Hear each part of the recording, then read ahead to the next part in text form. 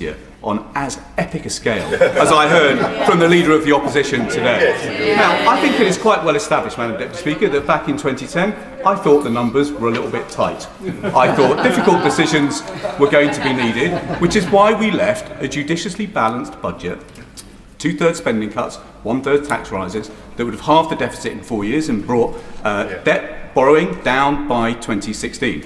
That, of course, was not the strategy that was pursued by the last government. And what is the difference that that made?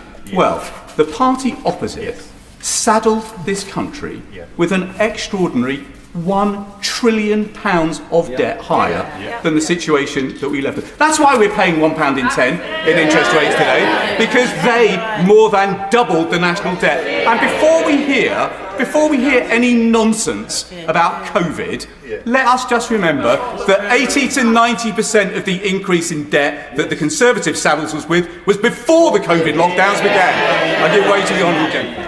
Oh, nothing as contemporary as COVID, don't worry about that. I just wondered how much money he left in the coffers when he was Chief Secretary in 1997. Well, I can tell him.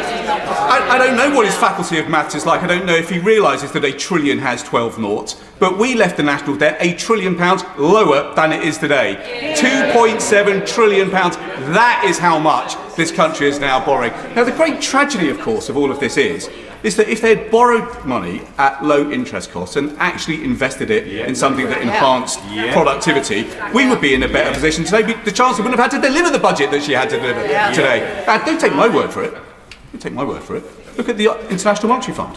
25th of July, the report is very clear. The fact is that our productivity growth under the party opposite collapsed by 1/3 compared to the good old New Labour years. Our productivity divergence now with the United States is so serious. Our productivity growth has been half what it has been in the United States. And the OBR is really clear today. The downgrade on growth that they have baked into their numbers is entirely because of the productivity collapse, because they wasted the money during their 14 years in office. And of course, I should just say, by the by, because Conservatives are Conservatives, they managed to put £1 trillion on the debt, they managed to collapse the productivity numbers, and they still managed to put inequality up through the roof. That is why we had in our constituencies food bank queues that we will never forget. I will never forget, for as long as I live, the phenomenon of collecting food in inner city Birmingham because our food banks had run out of food. I will never forget the children at Adderley School who were literally helping restock our food banks by taking penguin bars out of their lunch boxes to put them in food collection crates so that their classmates didn't go hungry at lunchtime. That's the reality of the child poverty legacy that this party left us with, and that is the legacy that the Chancellor got to grips with today. So, Madam Deputy Speaker, we look forward on our committee to scrutinising the proposals that have been laid out today. We have been travelling the country over the last couple of weeks, talking to business about what they wanted out of this budget. And there were three things that were very clear. What is extraordinary about this country? These are aisles, extraordinary new era of innovation.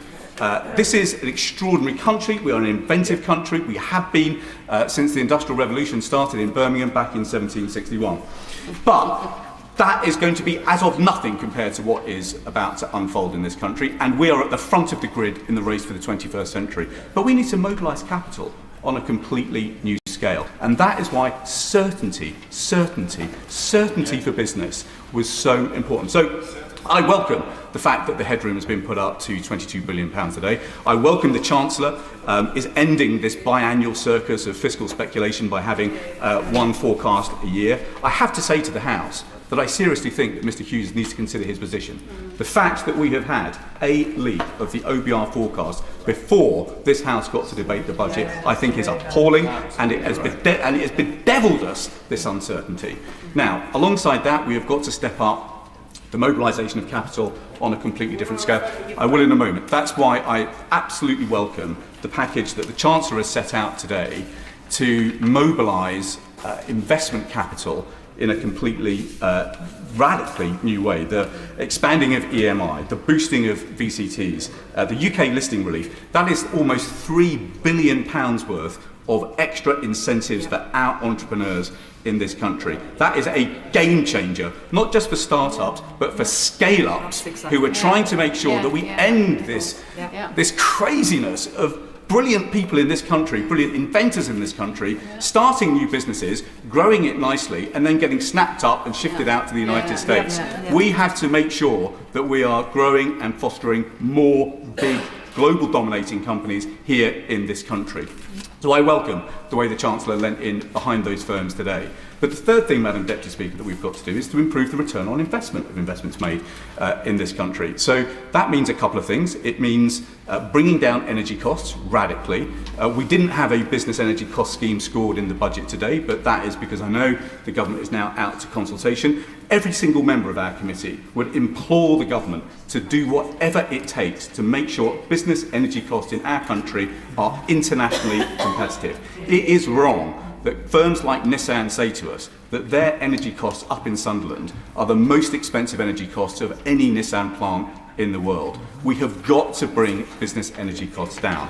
But the message alongside that we hear from small business in particular is that we have also got to bring down business rates. So, looking at the policy decisions in the scorecard, that looks like about a £4.2 billion subsidy to help bring business rates down. That should mean that we have the lowest business rates that we have seen in this country. That is a very good thing. But where I would urge the Chancellor to go further is in making sure that we actually cut the costs of red tape in a really bold and radical way.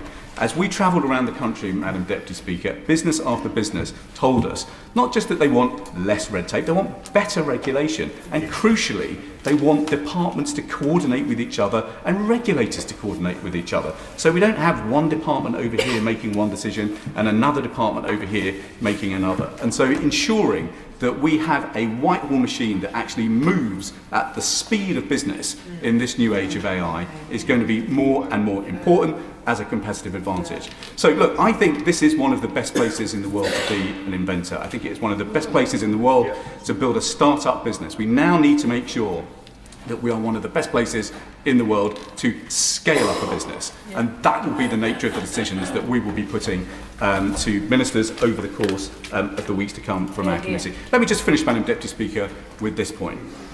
The thing that shone through from the statement from the Chancellor today was one thing above all, and it was ambition.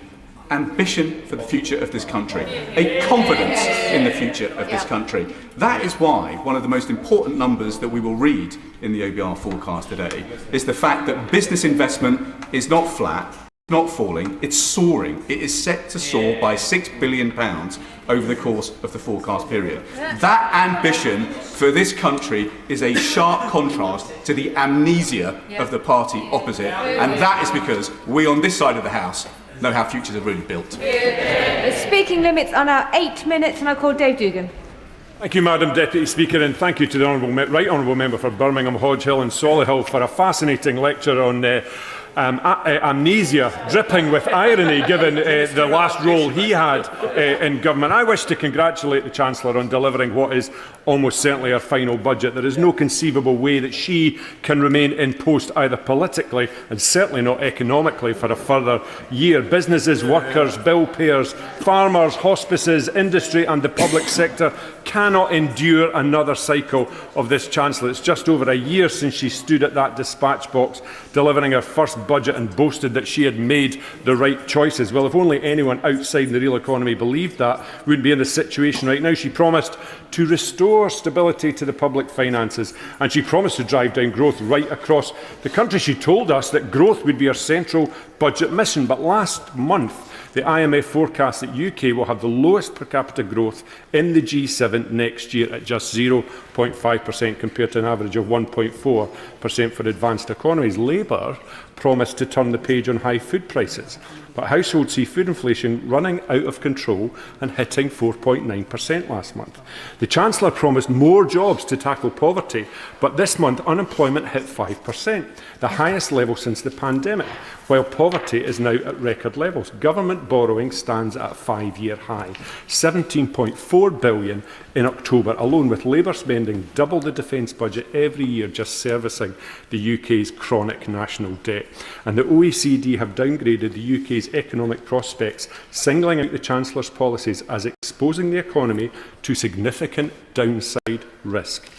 This gloomy prognosis isn't born just from the SNP's analysis as well, however. Just listen to the Chancellor. She spent the last 18 months insisting that the economy is in a terrible state, while blaming everyone and everything except herself and misunderstanding what negativity her musings signal to investor confidence. It's as though she forgets she is the Chancellor, as yet another stream of consciousness resonates invariably negatively around the economy. She's blamed the black hole, yes, the one the SNP told Labour about before the election, and which she pretended to only discover upon entering number 10. She blamed the markets for their focus on her fiscal rules. Couldn't make that up. And she's blamed Brexit despite herself voting to trigger Article 50. But it's not just about the fundamental economic incompetence of the Chancellor. It's not even just about Labour's inheritance, which, whilst bad, wasn't the cause of this malaise. This crisis remains a product of the Chancellor's catastrophic decision, and she will own it. Just as she will own Labour's compound fiscal bonfire, she is in the frame for one of the most chaotic preludes to any budget in living memory. Andy Haldane, former chief economist of the Bank of England, called this a circus of speculation around the budget, with endless leaks, U-turns and media trails that created panic in the economy, and which Mr Haldane also added has without doubt, without a shadow of a doubt, contributed to weaker than expected economic growth within the UK. There was nothing meaningful in here on energy. The measures on energy bills are a start, but they don't fulfil Labour's election promise to reduce bills by £300, and bills are set to rise in January and again in April. £150 of energy bills, Madam Deputy Speaker, will still leave the Labour Party in debt of £87 per year on their commitment at the election. And Labour's, give way in a second, the SNP did Labour's job for them with a budget proposal that involved a surcharge on banks that would have created that £300 discount for bill payers, just like Labour promised. I'm very happy to give way to the honourable member if you can tell me when Labour's going to come good on the promise. Thank you. I do thank him for giving way. Of course, if he takes the time to read our manifesto, which we were elected on in Scotland, that promise was to be met at the end of this Parliament. So we're actually ahead of schedule. And I'm sure he welcomes that. Just like he welcomes the extra 500 million cash terms, extra 500 million in cash, extra 300 million in capital going to Scotland, and a commitment to above inflation budget rises up to 2029. Fantastic, Madam Deputy Speaker, isn't it? Wow, thank you. I'm sure the public will be delighted to hear Labour's never, never promise on energy bills, that unlike him, I don't exist on my knees waiting to get patted on the head by Labour ministers on the front bench. I'm off my knees, and the consequentials that we get, the consequentials we get in Scotland are a consequence not of largesse by the Labour Party, but of the taxes that Scottish enterprise creates within this so-called United Kingdom. Nothing here, Madam Deputy Speaker, on the energy profits levy, which is putting North Sea oil and gas into an early grave. As things stand, 42% of firms in the North Sea oil and gas sector forecast revenues for 2026 expected to come out from outside the UK's continental shelf. An analysis earlier this month from the Fraser of Islander Institute showed that the industry is undergoing an accelerated decline. In my view, Madam Deputy Speaker, as a direct result of this Labour government who don't understand energy or the economy. This is Scotland's reality within the so-called Union. Our future and our natural endowments decided upon by Westminster ministers rather than the people of Scotland. It must really stick in the craw, especially of Scottish MPs, when they come down here to toe the party line and see the difference that Scotland has had under the SNP since 2007. SNP GDP in Scotland per person has grown by 10.2% compared to 6.8% in the UK. Productivity has grown in Scotland at a rate of 0.9% per year compared to 0.3% per year in the UK, and Scotland attracted 135 foreign direct investment projects in 2024, maintaining our position as the top performing part of the UK in that regard. They're not so keen on the facts. And Scottish Labour MPs jump up and down about the new minimum wage, despite the fact that their constituents and mine are already on more than that as a result of the Scottish living wage at £13.45. And there was little today to suggest that Labour grasps the severity of the cost of living crisis, which for many people feels endless. Inflation has almost doubled under Labour, and food prices are up a staggering 37% over the last 5 years. People are rightly asking, what is going to sort this? Well, I can assure them it's not Labour. And on the two-child cap, I'm very pleased to see that it's gone and taken with it the appalling rape clause. It's just a shame that all the Labour MPs that were cheering the Chancellor when she announced that today didn't vote with the SNP in September 2024 when we tried to get that removed in our motion. Rank hypocrisy. Businesses in the last year of all of it are now in the position of surviving, trying to survive this Labour government rather than trying to thrive and invest. Businesses know that this Chancellor doesn't understand business. Family-owned businesses feel this most acutely, and farm businesses know that the Labour Party is out to get them. Today's announcements will not repair the damage to the reality that exists for many businesses, and it's already too late for some. Whisky duty going up again, Madam Deputy Speaker. The SWA said hiking duty today for the third time in 2 years limits Scotch whisky's ability to generate growth and will have a direct consequence for investment and for jobs. This Chancellor has run out of road with businesses across these isles. Last year, after 40 billion of tax rises, most of that on jobs, she promised that she's not coming back with more borrowing or more taxes. This government has taken the hard decisions as a result, and we won't have to do a budget like this again. 12 months later, here we are again. Another round of tax rises, and let me make a prediction. 12 months from now, we'll be back here once more, albeit with a different Chancellor. Today's budget supports the view taxes are up, borrowing's up, cost of living is up, cost of energy is up, and spending is up, but growth is down. The central, let me remind the House, aim of the Chancellor. Scotland deserves better than this Westminster version of Groundhog Day, and fortunately, the people of Scotland will be in a position to choose that in May's elections. Thank you. Catherine McKinnell. Thank you, Madam Deputy Speaker. I would normally extend the courtesy of saying it's an honour to follow the Honourable Gentleman, but I have to say that speech was all a bit dreek. And I've reflected hard on this budget, as it's the first since I left my role in the government as Minister for School Standards, and as the first Labour Minister for 14 years, focusing relentlessly on more teachers in classrooms, more support for struggling schools, pay rises that teachers deserve, an inclusive school system, and curriculum reform to transform the life chances of every child. And believe me, I would have given anything to have found a few million, or indeed a few billion, behind the government sofa if there were the chance to of making some of those decisions. And I suspect the Chancellor knows exactly how that feels over the last few weeks. But that is one of the reasons why I've now joined the Public Accounts Committee, scrutinising public spending, drawing on those experiences of making those tough decisions in government about how we spend the public's money. And I've really enjoyed the deep dives we've done, examining how public services are delivered, where schemes fail, making sure lessons are learned, and making sure we spend every pound the best way possible. And just last week we looked at clerical negligence, an area with a staggering £60 billion of public accumulated liabilities. And we have a golden opportunity to cut those costs and deliver better care at the same time. So I would encourage the Chancellor to read our report when it lands, because it might come in handy for next year's budget. And in the meantime, I also wanted to thank the Chancellor for her comments on the... Oh, I will give way. I thank my honourable friend for taking an intervention. I wonder whether she would agree with me that the cost of clinical negligence claims in maternity services is now greater than the cost of maternity services.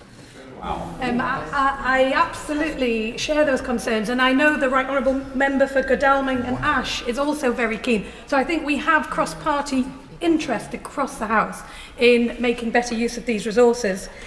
I also wanted to thank the Chancellor for her comments in relation to the infected blood contamination scheme, which is proudly delivered from my constituency in Newcastle North. And I know the team there are incredibly proud of the work that they are doing, and they will be proud of the announcement the Chancellor made today.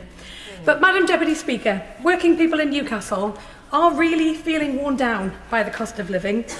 We know everybody is feeling the squeeze. It's relentless and it's grinding. And I know the Chancellor knows that too, and has sought to deliver in this budget on that promise of a better life for a hard day's work. And I see there are many measures in this budget that will deliver on that. The freeze in rail fares, the extending of the bus fare cap, the measures on fuel duty, frozen prescription charges and household energy bills cut. And I also know that the Chancellor cares deeply about children trapped in poverty, and too often in families that are working hard and doing their best. And I saw those stories firsthand on the government's Child Poverty Task Force. The driving force behind the crisis is the two-child limit. In the North East alone, we see tens of thousands of children living in poverty that will be lifted out of that by the announcement today. It is both economically foolish and morally wrong. It's why charities and businesses in the North East have been calling for it to be scrapped, because poverty comes at a price. It comes at a price in NHS bills, in educational failure and in wasted potential. So I strongly welcome the Chancellor's decision to scrap the limit today. I'm afraid I can't give way because the time will keep running. But this is just a start, and it has to be in the context of wider welfare reforms that make sure that every child grows up in a home where work pays and where families can thrive. And that mention of home brings me to council tax. In Newcastle, it's felt as a deep-rooted inequality, because I looked up just yesterday 2 properties for sale. A lovely 5-bedroom house in Newcastle Great Park, £420,000 for 1,600 square foot, and a Grade 2 listed former church in Knightsbridge, 7 bedrooms, 12,000 square foot, and a swimming pool, and selling for £35 million. And if I ask my constituents who should pay more council tax, it's pretty obvious.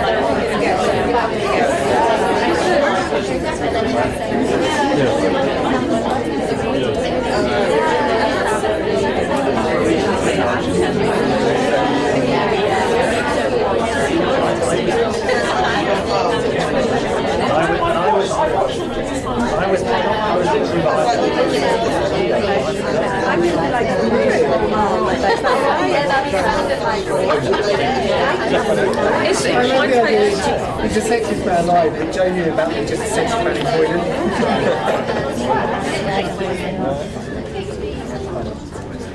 I know they've received pronunciations. That was that's cool. It's a good offer. You go fast. You go fast. I'm tired.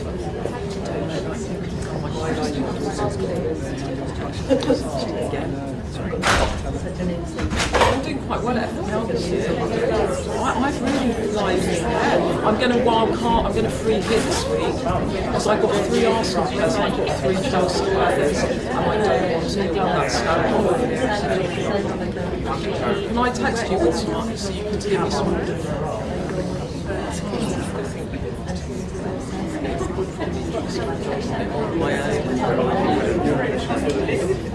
It's been a weird year, hasn't it?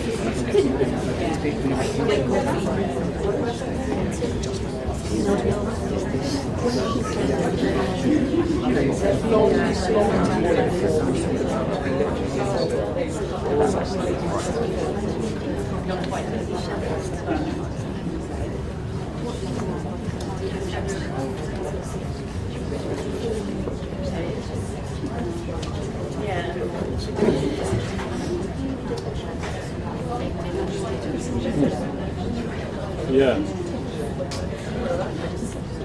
It is. The network is away 39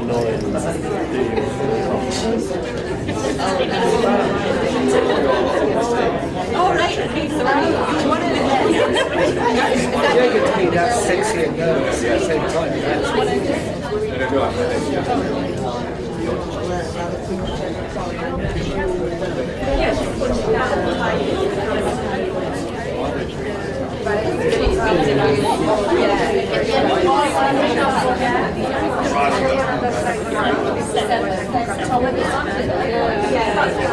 This is like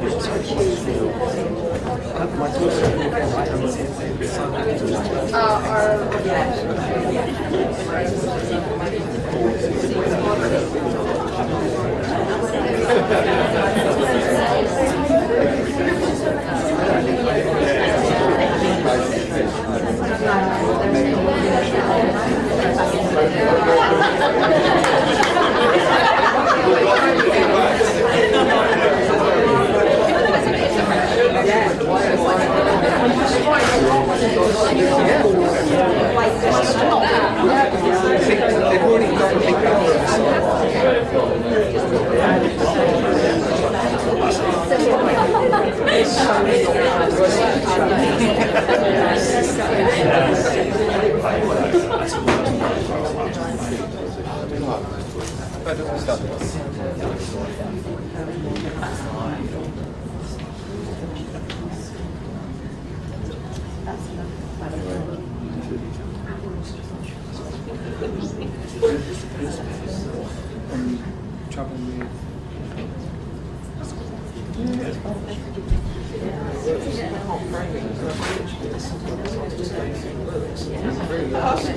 normally you have never works, you're trying to work out what solutions are.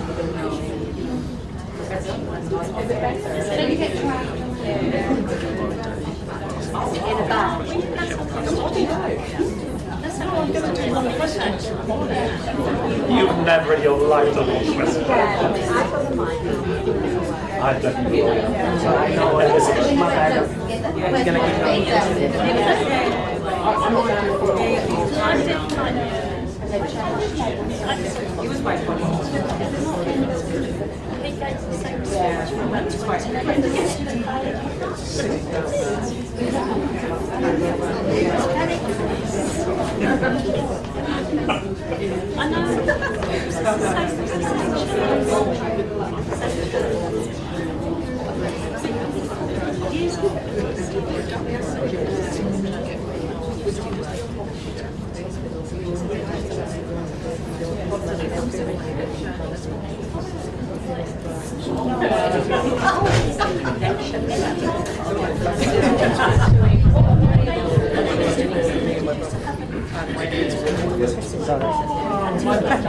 I'm gonna go again.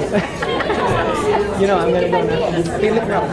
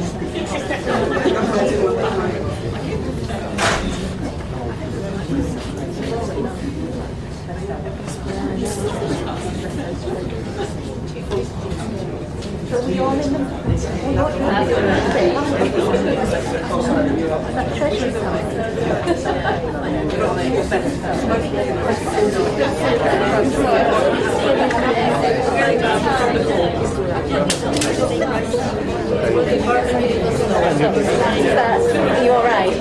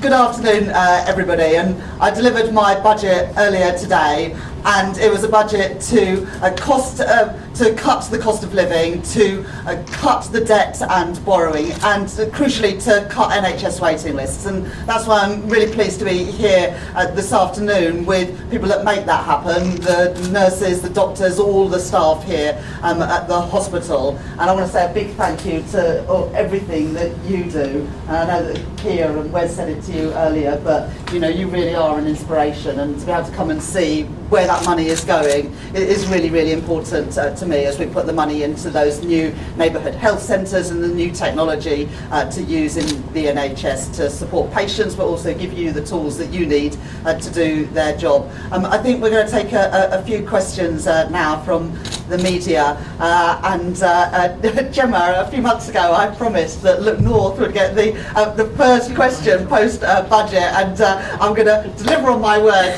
Gemma. So I'll talk directly to the people of West Yorkshire, especially Leeds. Yes, well, it's good to see you keep a promise, Chancellor. I was talking to people on the high street in Pudsey yesterday in your constituency, and it won't surprise you, they are really struggling with the cost of living. They see the price of things go up and up and up, and wages haven't kept pace with it. Businesses are still reeling after measures in last year's budget, and today extending that freeze on income tax thresholds will really hit working people. So when you're back up north, what will you say to your constituents? Can you look them in the eye and say things are going to get better because of the budget? So for people in Leeds West and Pudsey, and people all around the country, in Yorkshire and beyond, there will be a reduction of £150 in your energy bills from April next year. That is tangible difference, money in the pockets of working people. And in addition to that, we're freezing NHS prescription charges, we're freezing train fares, so if you're getting on the train in Bramley or in New Pudsey, it's going to be a bit cheaper than it would have been next year. And we're doing all of those things because I know that the cost of living is still a real challenge for people, day to day, week to week, month to month, and that's why in this budget I am taking direct action to tackle the cost of living. But also, if you are being seen at LGI or St James's Hospital, or going to your GP surgery in Armley or Bramley, then also people will know that we're putting money into our NHS and those new neighbourhood health centres to take the pressure off the hospitals and have people treated closer to home. Next question, Shahad. Chancellor, there was a lot of pressure on you and your government in the lead up to this budget. Plenty of backbenchers have expressed frustration and anger. In this budget, you have scrapped the two-child benefit cap, which has meant that some of them are quite happy. Do you think you've done enough to appease all of them? My focus in the budget is on the country and the people who elected us into government last July. I know that the number one concern for people is the cost of living, which is why we've taken £150 off of people's bills by removing some of those levies and the eco scheme, which has been an utter failure, and using that money to cut people's bills. But I'm just chatting here to some of the nurses and other staff at the hospital. The two-child limit and getting rid of that has a benefit beyond those families, because so many patients who end up in hospital, so many kids who end up in hospital are there because of respiratory conditions, because they may be in poor quality temporary accommodation. The cost to local councils of that, but also the cost to the NHS. And in our schools as well, when I talk to teachers, especially in primary schools, about kids coming into school not ready to learn because of the conditions at home, whether that's a cold house or not enough food to eat.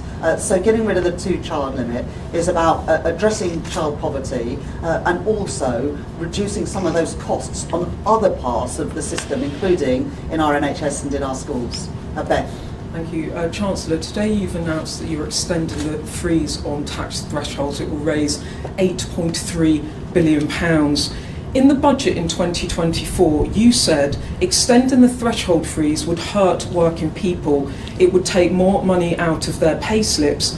I am keeping every single promise on tax I made in our manifesto. I say to working people, I will not increase your national insurance. I will not increase your VAT. I will not increase your income tax.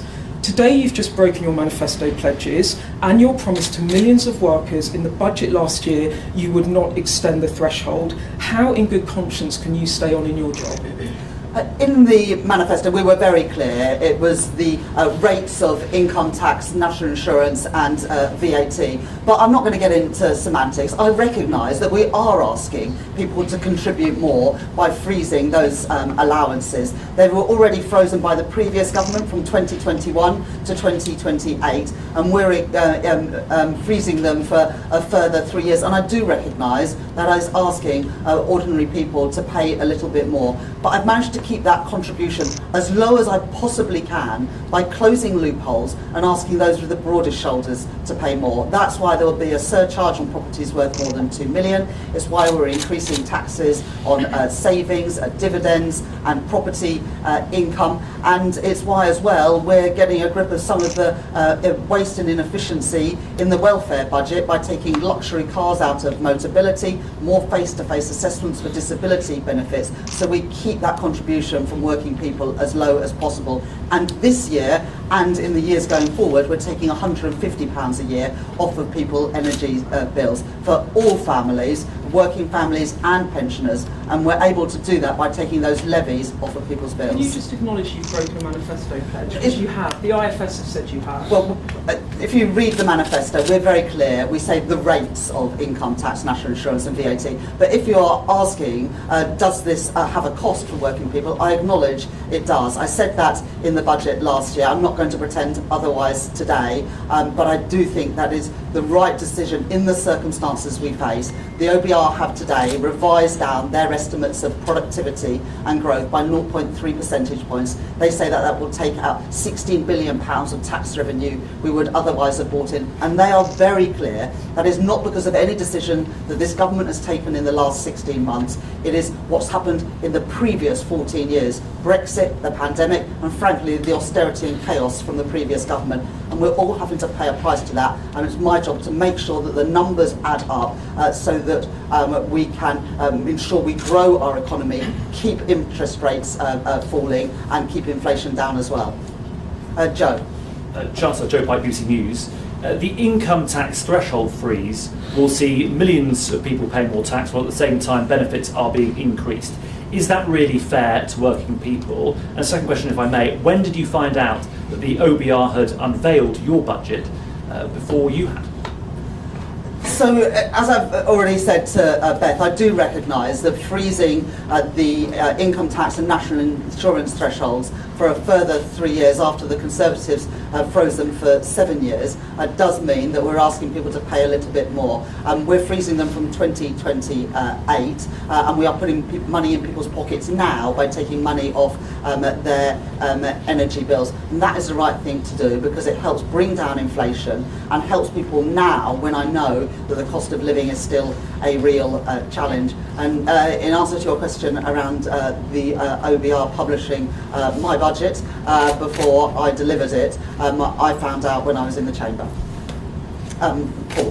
Hello, Chancellor. Look, the OBR says that you will take on the £6 billion a year cost for special educational needs, but you provided no explanation as to where this money is going to come from. So that per pupil spending on your watch will not go down. So for the next 2 years, and I set this out very clearly in the spending review, we've extended the statutory override for local authorities and we absorbed that money in the spending review. Bridget Phillipson, the Secretary of State for Education, is reviewing at the moment SEND. That's not about money, that's about creating a system that actually works for kids, their parents, for schools, and she will set out that the results of that early in the new year. I believe that we should, wherever possible, integrate children into mainstream schools. So that's not always possible, but I would like to see that happening more. But it'll be up to Bridget to set out those reforms. But as I say, we have extended the statutory override for the next 2 years, and we put more money into the schools budget in the spending review just before the summer. Lewis from ITV Digital. Hello, Chancellor. You are raising minimum wage, which sounds like good news, but we've got an unemployment problem in this country. And you are freezing national insurance thresholds for employers. So isn't that just going to stop businesses from hiring people and drive up unemployment?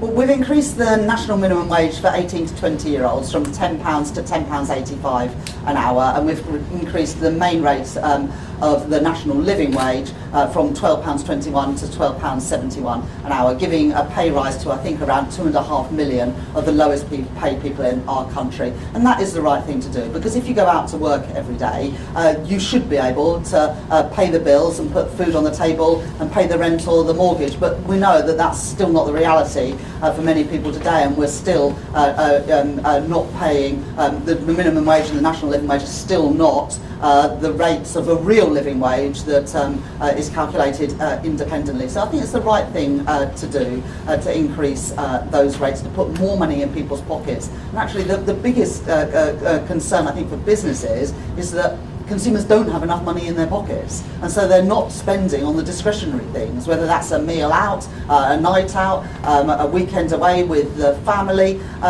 or spending in the local high street and the local shops. So putting more money in the pockets of working people, I think, is good economic policy, as well as the right thing to do by some of the poorest people in our country.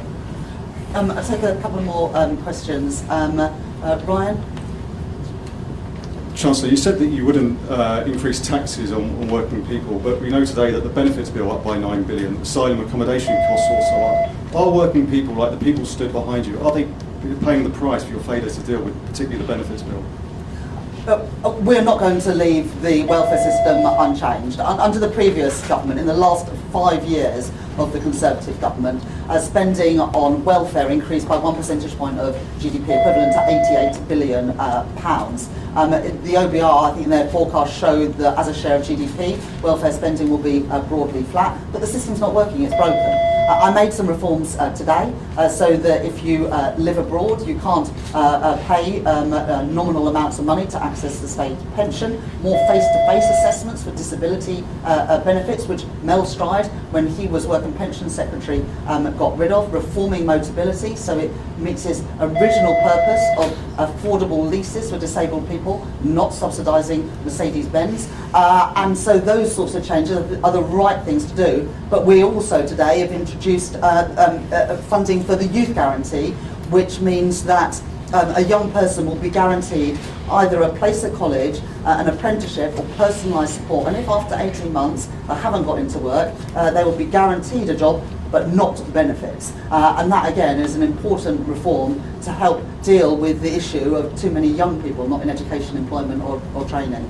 And I'm sorry, on welfare, you know, we've already managed to claw back money from the contract signed by the previous Tory government, and I think we've managed to claw back something like £70 million, and we're going to phase out the use of hotels entirely during the course of this Parliament, saving us money, and that was reflected in the spending review settlement in the summer. So, look, we do want to create a welfare system that is actually working, supporting the most vulnerable and empowering people to get back into work, and I want a welfare system that is fair and stops the illegal trafficking of people into this country. Sophie? Sophie Huskisson from The Mirror. Unison Union have said that freezing income tax thresholds does the opposite of putting more money in working people's pockets. Do you admit that you could have been braver in targeting the wealthiest in Britain? As I've said, I do recognise that we are asking everyone to make a contribution for the security of our country and the brightness of its future. I said that in the speech today, and I also said in the speech today that I'm not going to pretend that that is not asking for a contribution. The Tories, when they were in office, froze the thresholds and said nothing to see here. I'm being open and honest that that is from 2028.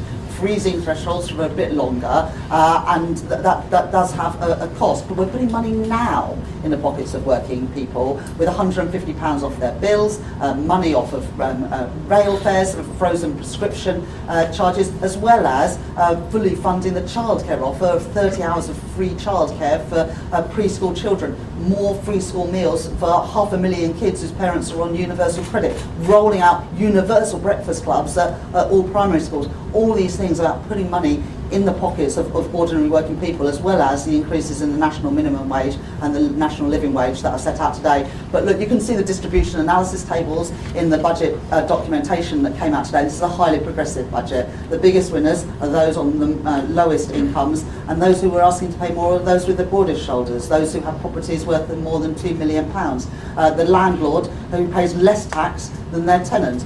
Those are the right things to do, and they're progressive reforms. And because of that, we've managed to keep the contribution from working people as low as possible. Dan, from Politico. Hello, Chancellor. A lot of the tax rises that more than half of the income to the Treasury from the tax rises you've announced today actually takes effect, sort of comes in after the next general election, in sort of 2030, 2031. Do you think it's credible to suggest that this will definitely happen? And given things are so volatile in politics, will you still be Chancellor then? I don't think that anything comes in that late, actually.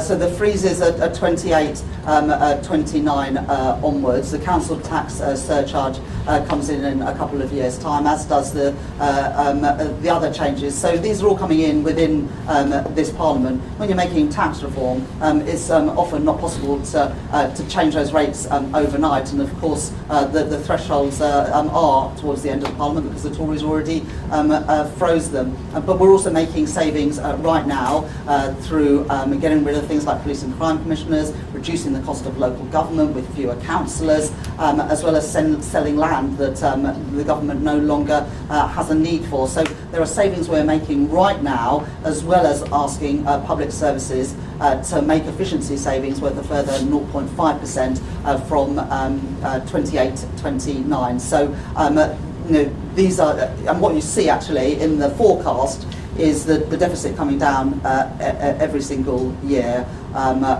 because I think it is important to show that we are consolidating. We're not going to be spending more than we can afford, and the IMF, I believe, confirmed that we have the fastest rate of consolidation of our public finances of any country in the G7. I'm afraid I can do one more. Thank you, Phoebe. She's the real boss. Yeah. Anna Mihailova, Times Radio. A year ago, after a big tax-raising budget, you said you would not be coming back for more taxes.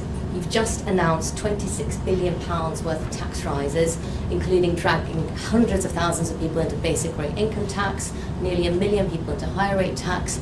Can you now tell people, reassure people, you will not be back for more?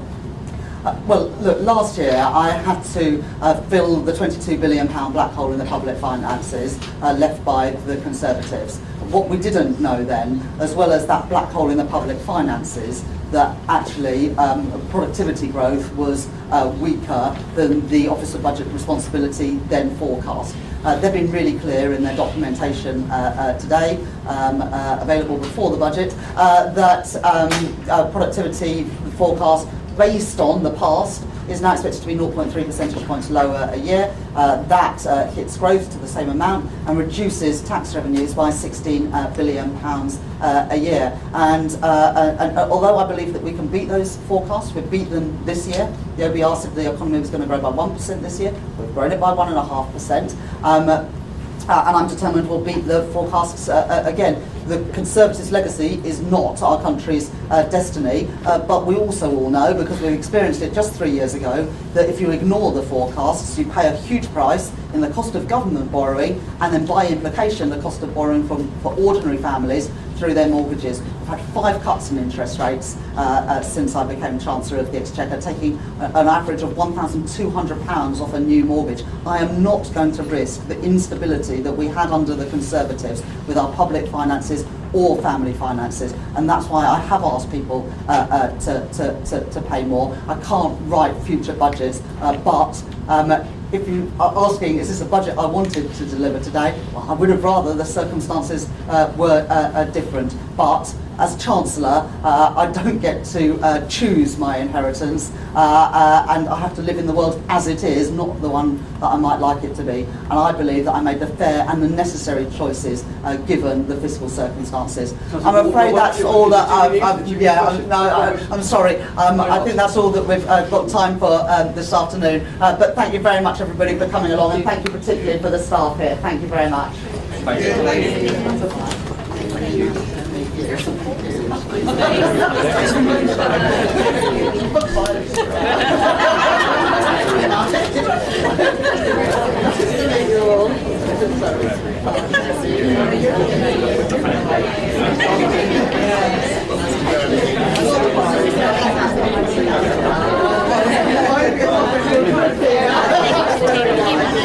Yeah.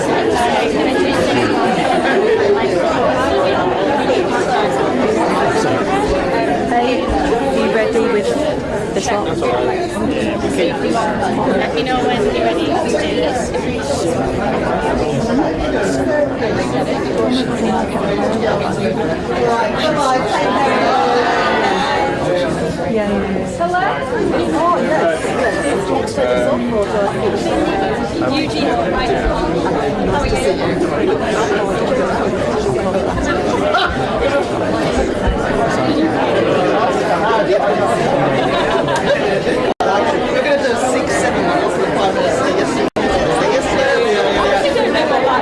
Because I've got a 12-year-old and a 10-year-old, so I said that I was going to make a joke about it in the chamber though, but if you do that,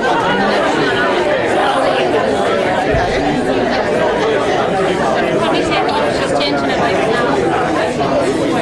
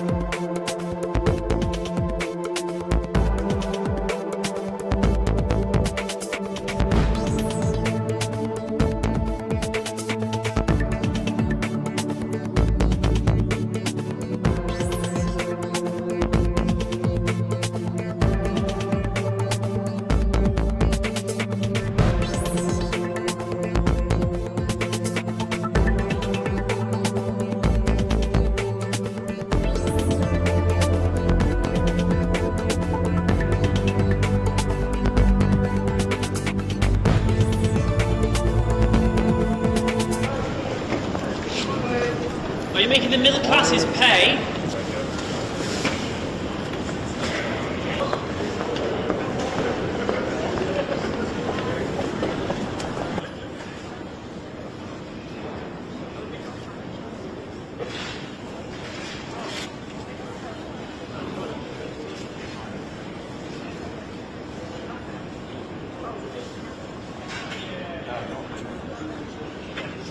Commerce and the Confederation of British Industry. It is this Labour government that has invested in nuclear power, in Sizewell C and in Culham. We are taking forward our commitment to slash electricity prices for thousands of manufacturing businesses, as Make UK and many others have called for. And today I'm pleased to welcome John Finkelton's report, an ambitious plan to cut the red tape that has tied our nuclear industry in knots for decades. And within 3 months, we will set out our plan for delivering his recommendations. We are proud of our industrial heritage, and we are determined to build the industry of the future so that we buy, make and sell more here in Britain. That's why, as we increase defence spending, we are investing in Portsmouth, in Barrow and in Plymouth. And I'm pleased to be supporting Team Derby, an initiative to drive growth in one of our defence industry hubs. It's why we stepped in to save British Steel in Scunthorpe and invested in Sheffield Forge Masters. And it's why we've changed government procurement so we can buy British when it is crucial to our national security. For steel, for shipbuilding, and today for AI, driving innovation and building that great industry here in Britain. But it's not just what we invest that matters, it's how we invest. Putting money and power back in the hands of local and regional leaders. Today, we are devolving £13 billion of flexible funding for 7 mayors to invest in skills, business support and infrastructure. I'm extending the business rates retention pilots in the West of England, Liverpool City region and Cornwall until 2029. I'm providing £30 million for the Kernow Industrial Growth Fund for sectors like critical minerals and marine innovation. I am establishing the Leeds City Fund, a long-term agreement to retain business rates to fund local regeneration projects like the development of Leeds South Bank, and I am allocating £20 million for the new Peterborough Sports Quarter and £16 million for a science centre in Darlington from the Growth Mission Fund. The benefits of investment the benefits of investment and growth must be built and felt in every part of our United Kingdom.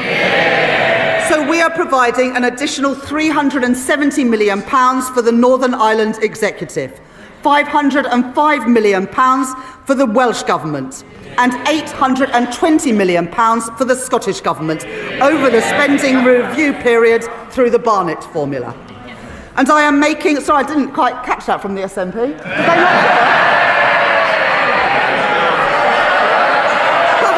Perhaps, Madam Deputy Speaker, they didn't hear.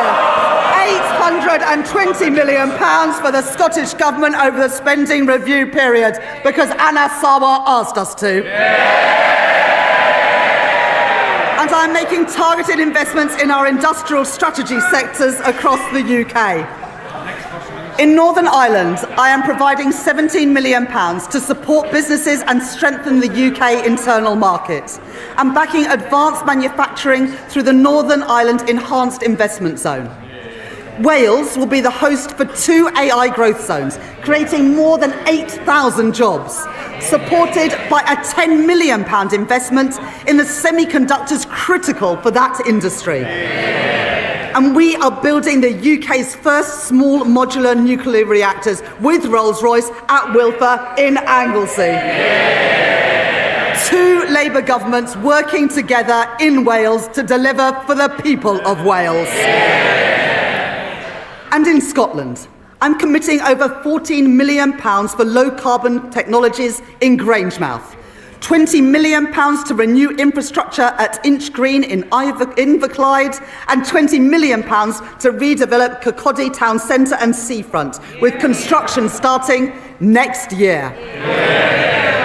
And that's on top of the UK's biggest ever warship export deal with the Norwegian government to build frigates in Glasgow.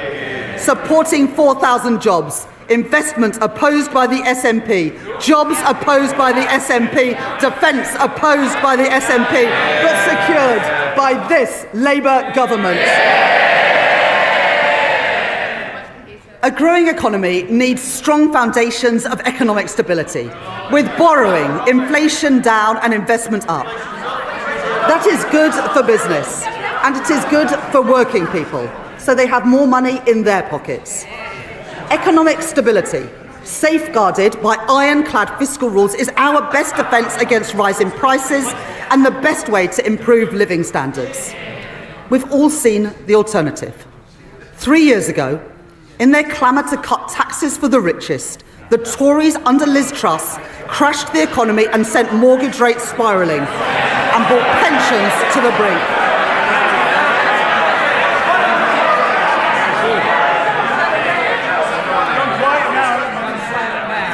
They've been so loud, Madam Deputy Speaker, and yet I can't even hear them now.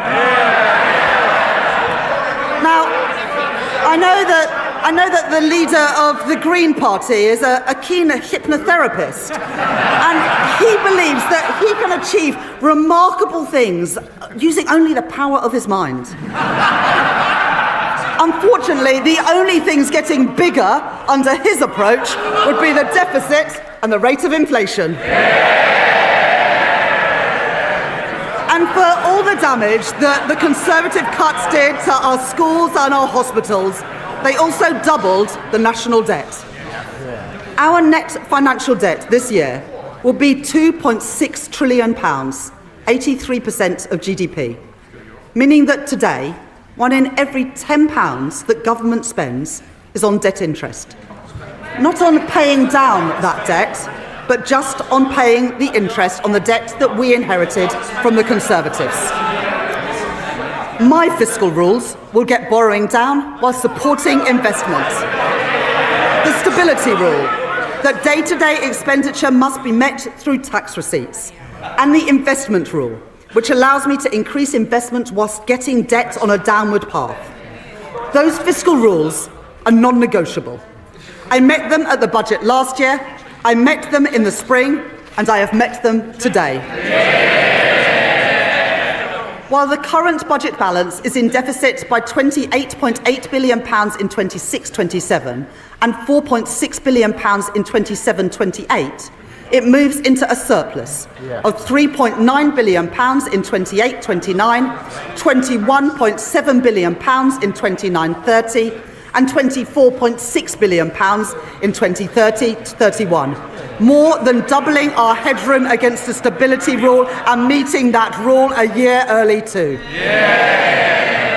And our net financial debt is 83.3% in 26-27, 83.6% in 27-28, 83.7% in 28-29, falling to 83.0% in 29-30 and 82.2% in 2030-31. Madam Deputy Speaker, I said we would cut the debt, and we are, with debt down by the end of the forecast.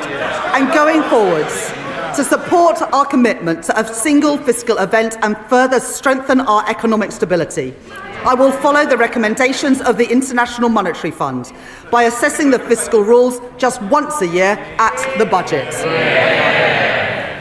Despite the challenges we face on productivity, the path of our deficit reduction remains broadly the same as in spring.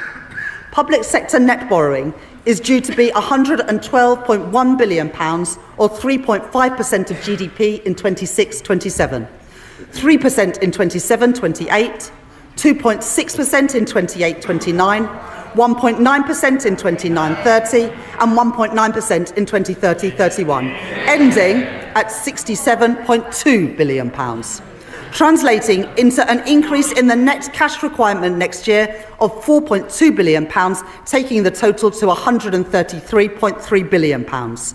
According to the IMF, we are due to reduce borrowing more over the rest of this Parliament than any other G7 economy. The Conservatives crashed the economy, we are protecting it. The Conservatives lost control of debt, we are getting debt down. The Conservatives let inflation and interest rates go through the roof. But, Madam Deputy Speaker, since Labour took office, the Bank of England have cut interest rates 5 times. I've made my choices. Not reckless borrowing, not dangerous cuts, but stability for our economy, security for our public finances, and security for family finances too. Those are the Labour choices. Madam Deputy Speaker, Tory austerity left classrooms crumbling and waiting lists sky high, weakened our productivity and choked our economic growth.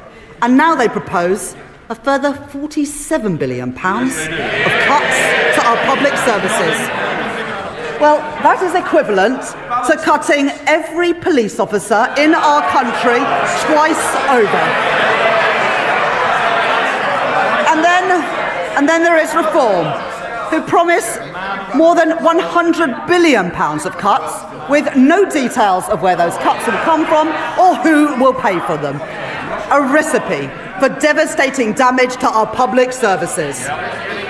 People voted for Labour because they wanted roads that aren't full of potholes. They want police on our streets, and they want an NHS that is there when they need it. And we're delivering that. Waiting lists down by 230,000. And not just the 2 million additional appointments we promised, but an additional 5.2 million appointments already delivered since the general election. I joined the Labour Party almost 30 years ago because I could see that the Conservative government that I grew up under didn't care much about schools like mine. Textbooks were rationed. I know that many of you weren't at schools like mine. There is far too much noise, far too much excitement. People need to calm down a little. Chancellor. They don't want to hear what the Tories did to schools like mine, but I will tell them. Textbooks rationed, libraries closed, kids herded into porta cabins in the playground, and I came into politics to change that. The money that I allocated at the spending review will fix the crumbling classrooms that the Conservatives left behind and build the schools that they promised but never delivered. And today, thanks to representations from my honourable friends, the members for Wolverhampton North East and Leeds South West and Morley, I will provide £5 million for libraries in secondary schools, building on the £10 million commitment to ensure that every primary school has a school library within this Parliament. And thanks to representations from my honourable friends, the members for Bournemouth East and from Luton North, I am providing £18 million to improve and upgrade playgrounds across England. Madam Deputy Speaker, let there be no doubt that this is a government that is on the side of our kids and who will back their potential. I will not allow the legacies of Conservative neglect to stain our society. Last year, I made changes to the Mine Workers Pension Scheme to ensure that its members receive the fair pensions that they are owed. This year, with thanks to the Minister for Pensions for all his work in this subject, I can go further. I have heard representations from Labour Coalfield MPs, including my honourable friends, the members for Bassetlaw, Blythe and Ashington, Barnsley South, Mansfield and Llanelli. And today I can announce that I will transfer the Investment Reserve Fund of the British Coal Staff Superannuation Scheme to its members. The men and the women who worked in our coal industry get a fair deal in their retirement too. And more. Having heard representations from my honourable friends, the members for Banbury and the member for Edinburgh South West, I will index for inflation on pensions accrued before 1997 in the Pension Protection Fund and the Financial Assurance Scheme, so that people whose pension schemes became insolvent, no fault of their own, no longer lose out as the result of inflation. Last year, I also provided funding to compensate the victims of the infected blood scandal, after the previous government failed to budget for the costs of compensation. This year, I have listened to representations from my honourable friend, the member for Eltham and Chislehurst, and my honourable friend, the member for Edinburgh South West. And I'd like to thank the Minister for Employment for her representations over many years on this subject. As a result, I will exempt all payments from the infected blood scheme from inheritance tax, regardless of the circumstances in which those payments are passed down. Madam Deputy Speaker, that is how we should be spending taxpayers' money, on dealing with injustices and building strong public services, not on waste and inefficiency. At the spending review, I set an ambitious target of £14 billion of efficiencies per year by 2029, and I am grateful to the Chief Secretary to the Treasury for driving that work forward, realising savings through AI and automation, and by scrapping NHS England and reducing back office staff by 18,000. At this budget, I will find a further £4.9 billion of efficiencies by 2031. Getting rid of police and crime commissioners, cutting the cost of politics and local government, and selling government assets that we no longer have any use for. These savings will be required across government, but for our National Health Service, I will reinvest all of these savings back into the care that people rely on. More nurses, more GPs, more appointments. Restoring the services that faltered under years of Conservative decline and investing in the future of our National Health Service. And today I am announcing £300 million of investment in technology to improve patient service and 250 new neighbourhood health centres. Expanding more services into communities so that people can receive treatment outside of hospitals and get better, faster care where they live. Over 100 of these will be delivered by 2030, including in Birmingham, Truro and Southall. The Labour Party founded our National Health Service, and we will renew our National Health Service. I will take the same approach for defence spending that I take to NHS spending, reinvesting savings back into our national security. In our age of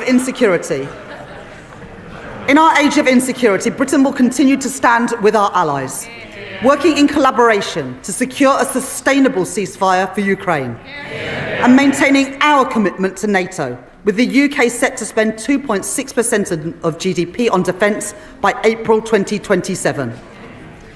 Madam Deputy Speaker, the public rightly expects that we stamp out fraud, error and waste, and put that money to good use in our schools and our hospitals and other frontline services. My right honourable friend, the Home Secretary, has already announced that she will claw back excess profits from the use of hotels to house asylum seekers, as we phase out the use of those hotels entirely. And we will consult on reforms to indefinite leave to remain and access to taxpayer-funded benefits. The introduction of digital ID will break the link between illegal migration and illegal working.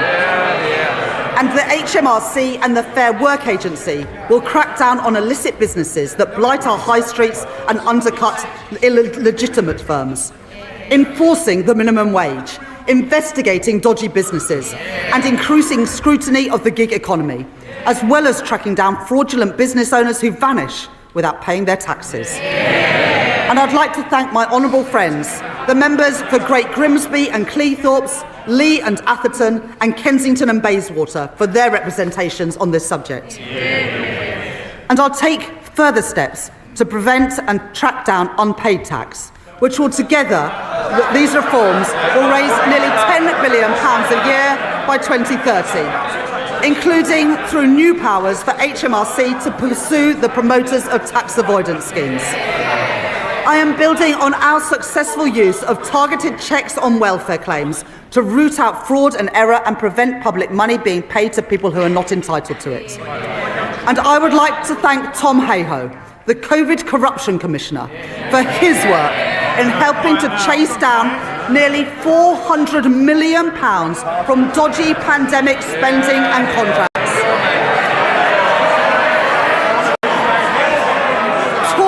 contracts handed out by Tory ministers to Tory peers and Tory friends. Well, that money belongs in our schools and in our hospitals. Order. It is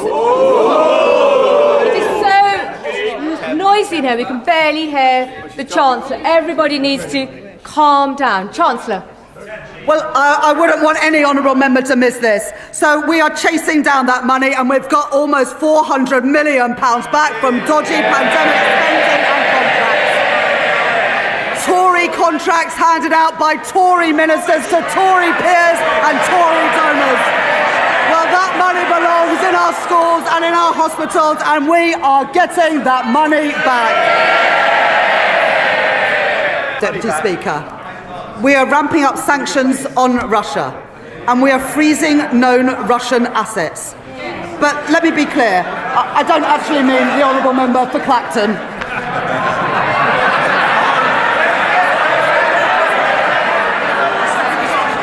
Under the Conservatives... Order.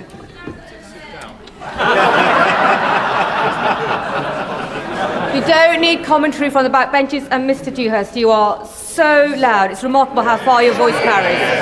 Chancellor. Under the Conservatives, the cost of our welfare system increased by nearly 1 percentage point of GDP, equivalent to £88 billion in just 5 years. The broken welfare system that we inherited wrote off millions of people as too sick to work.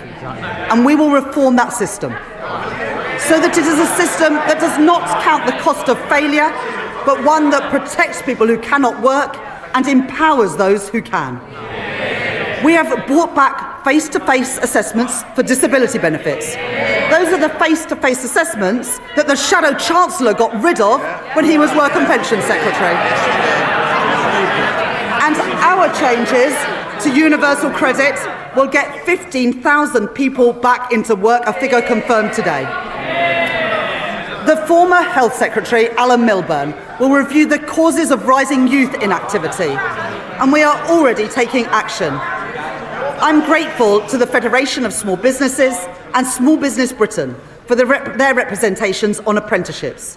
And today I am announcing funding to make the training for under 25 apprenticeships completely free for small and medium-sized enterprises. And funding our new youth guarantee, providing £820 million over the next 3 years to give young people who are let down by the Conservatives the support and the opportunity that they deserve. Guaranteeing every young person a place in college, an apprenticeship or personalised job support. And after 18 months, 18 to 21-year-olds will be offered paid work, not benefits.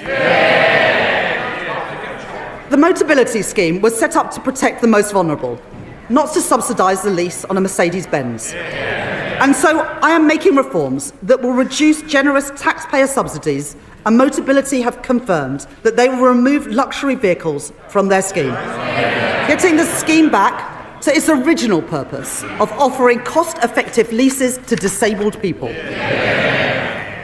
And taxpayers' money should not be spent on pensions for people abroad, who only lived here for a couple of years and may never even have paid a penny in tax. The Conservatives allowed thousands of people living abroad to buy their way into the state pension for as little as £3.50 a week, debasing the purpose of our pension system. And so I will abolish access to Class 2 voluntary national insurance contributions for people living abroad, increasing the time that someone has to live or work in Britain to 10 years and increasing the contributions that they must pay. These reforms improve our welfare system, they support our young people, protect those who need it most, and put an end to Conservative waste and unfairness.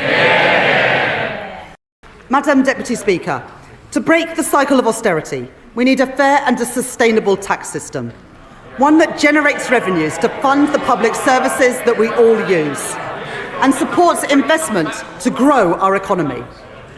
That does mean that today I am asking everyone to make a contribution. The previous Conservative government froze personal tax thresholds from 2021 to 2028. And today I will maintain all income tax and equivalent national insurance thresholds at their current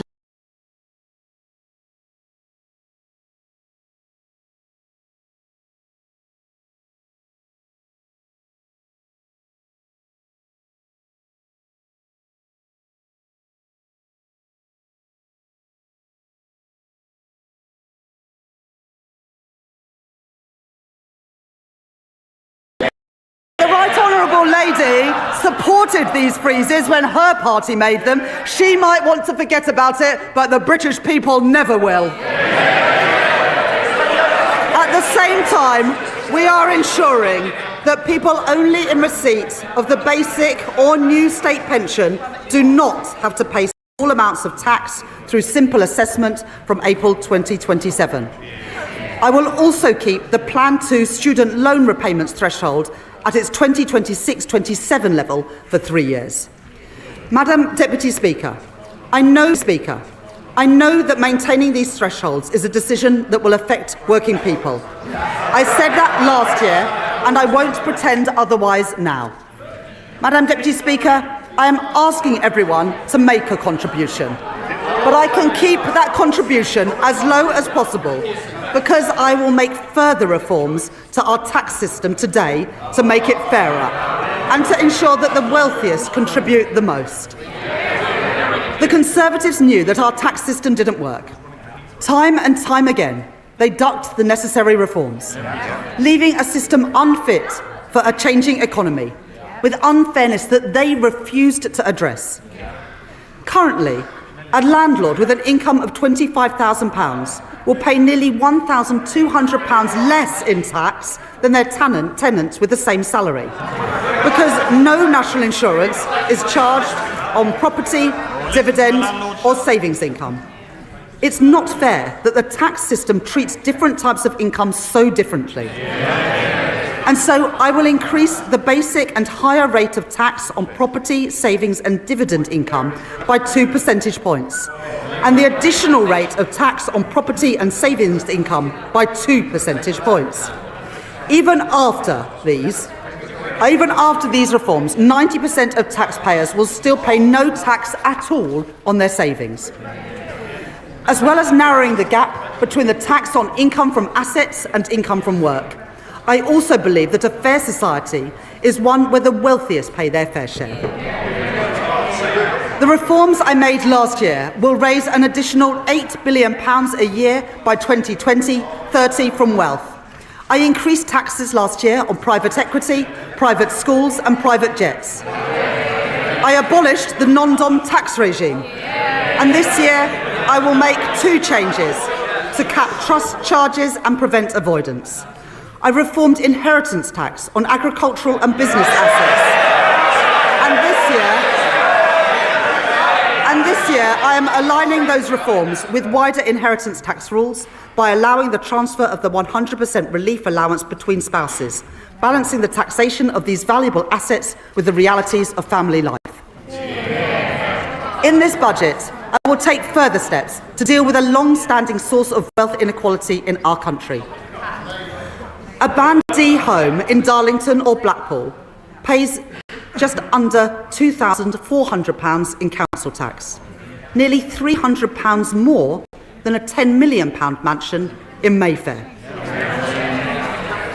And so, from 2028, I am introducing the high-value council tax surcharge in England, an annual £2,500 charge for properties worth more than £2 million, rising to £7,500 for properties worth more than £5 million.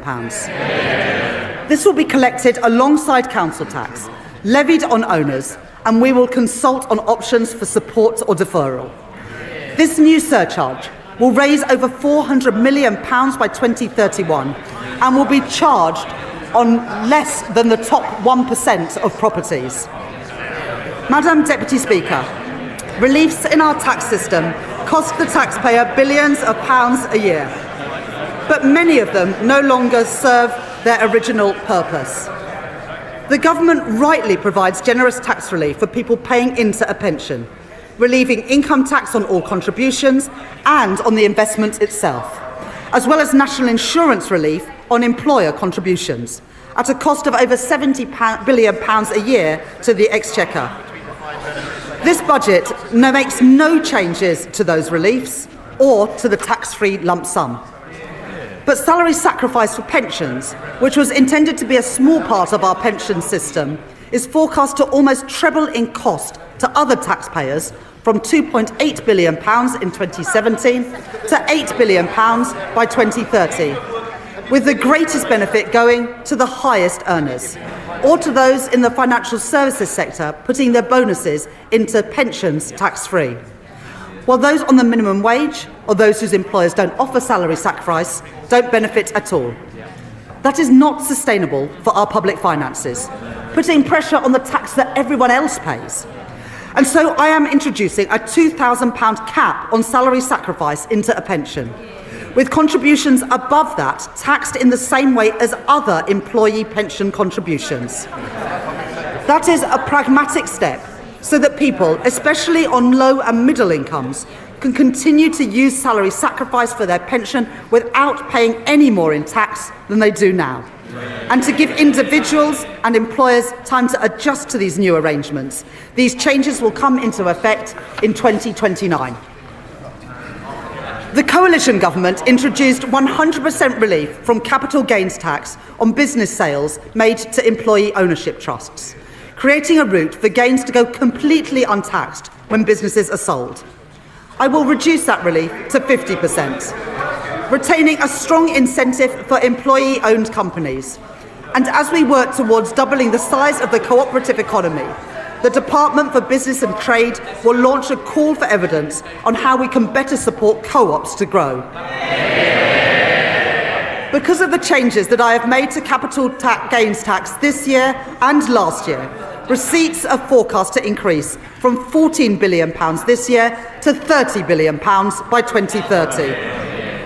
To support our high streets, I am announcing a package of regulatory changes as called for by UK Hospitality and the British Retail Consortium. And I will support the Great British Pub through our new national licensing framework, encouraging councils to back our pubs and to back late-night venues with greater freedoms.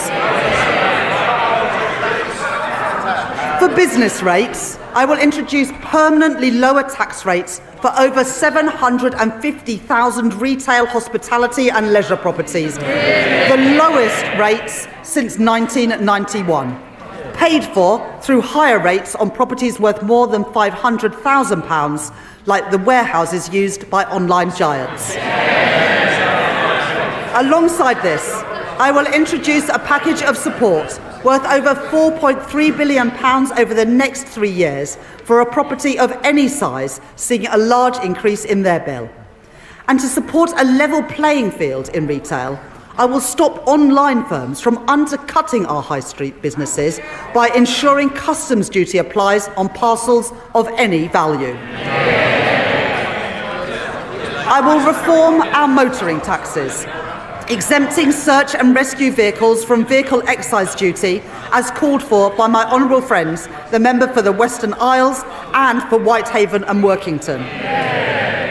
And because all cars contribute to the wear and tear on our roads, I will ensure that drivers are taxed according to how much they drive and not just by the type of car they own, by introducing the electric vehicle excise duty on electric cars. This will be payable each year alongside vehicle excise duty at 3p per mile for electric cars and 1.5p for plug-in hybrids, helping us to double road maintenance funding in England over the course of this Parliament.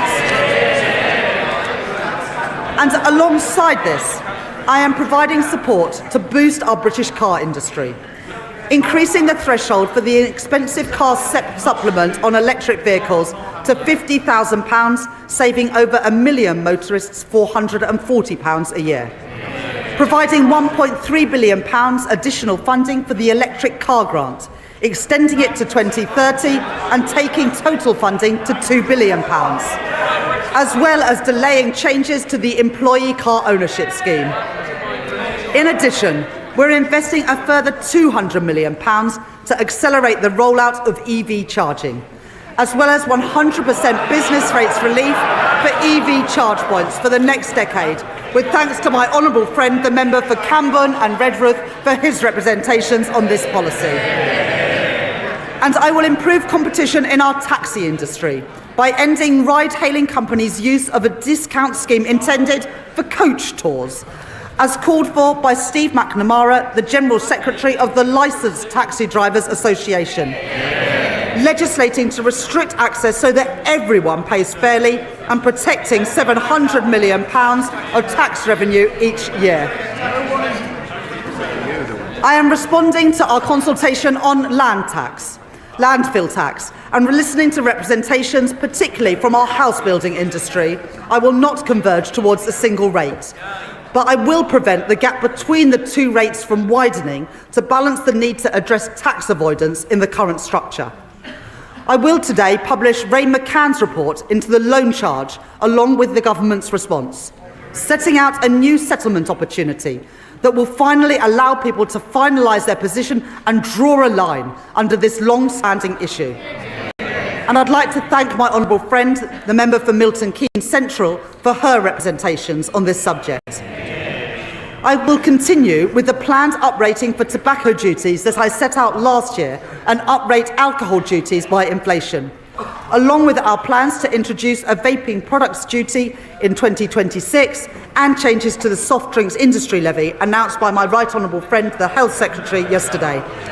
And I'd like to thank the Exchequer Secretary to the Treasury for his work on all the tax measures in this budget. I will also reform gambling taxes in response to the rise in online gambling. Remote gaming is associated with the highest levels of harm. And so I am increasing remote gaming duty from 21% to 40%. With duty on online betting increasing from 15% to 25%.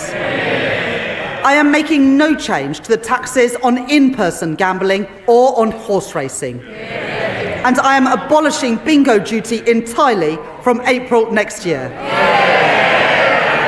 Taken together, my reforms to gambling tax will raise over £1 billion per year by 2031.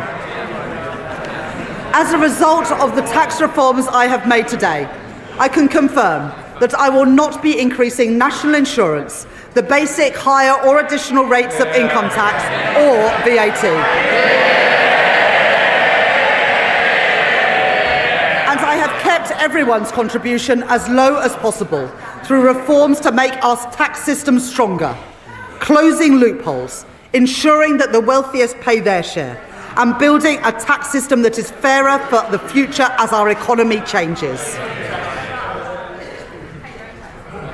On the day I became Chancellor, I said that I would judge my time in office a success if I knew that ordinary children from working class backgrounds were living more fulfilling lives. Their horizons expanded, their potential realised. I joined the Labour Party, I came into politics because I believe that every child has equal worth and deserves an equal chance to achieve their promise. The biggest barrier to equal opportunity is child poverty. Because for every child that grows up in poverty, our society pays a triple cost. The first and the heaviest is to the child. Going to school hungry, waking up in a cold home, or in another B&B. While other children enjoy the advanced quiet space at home to work in, too many go without. And there is also the cost of supporting a family in poverty, which ends up in the lap of overstretched councils, who can do no more than shunt them into temporary accommodation at huge cost to local taxpayers. Then there is the future cost, to our economy and to our society, of wasted talent and a welfare system that bears the cost of failure for decades to come. Young people with so much to contribute, but but whose potential is suffocated early by limited life chances and missed opportunities, struggling to make their way in a society that did not look out for them. I don't intend to preside over a status quo that punishes children for the circumstances of their birth and demands that we all pay 3 times over for it. Since last July, we've rolled out free breakfast clubs in schools. We're expanding free school meals to 500,000 more kids, lifting 100,000 children out of poverty as we do it. We've passed the Renters' Rights Act and we've extended the childcare offer. And I'm proud of all of that. But it's not enough. Because there is one policy that pushes kids into poverty more than any other. It was introduced by the party opposite.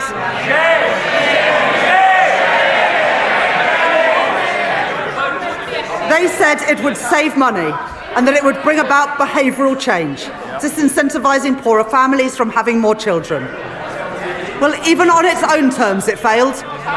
The welfare bill has continued to rise, and there's been no difference in the size of families. But what it has done is to push hundreds of thousands of children into poverty since it was introduced.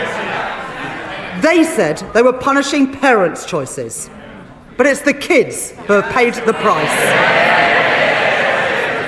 They've paid the price for the policies of a party which opted for cynical gimmicks over real savings in our welfare system.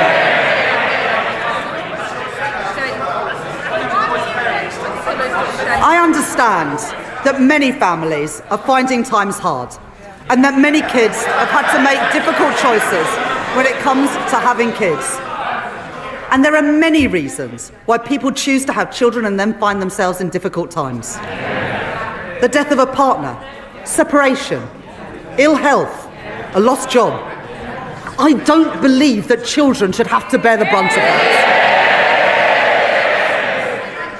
And neither can I, in good conscience, leave in place the vile policy known as the rape clause, requiring women to prove if their child has been conceived non-consensually to receive support. I'm proud to be Britain's first female Chancellor of the Exchequer. I take the responsibilities that come with that seriously. I will not tolerate the grotesque indignity of women of the rape clause any longer. It is dehumanising, it is cruel, and I will remove it from the statute book. And so because I am tackling fraud and error in our welfare system, because I am cracking down on tax avoidance, because I am reforming gambling taxation, I can announce today, fully costed and fully funded, the removal of the 2-child limit in full from April.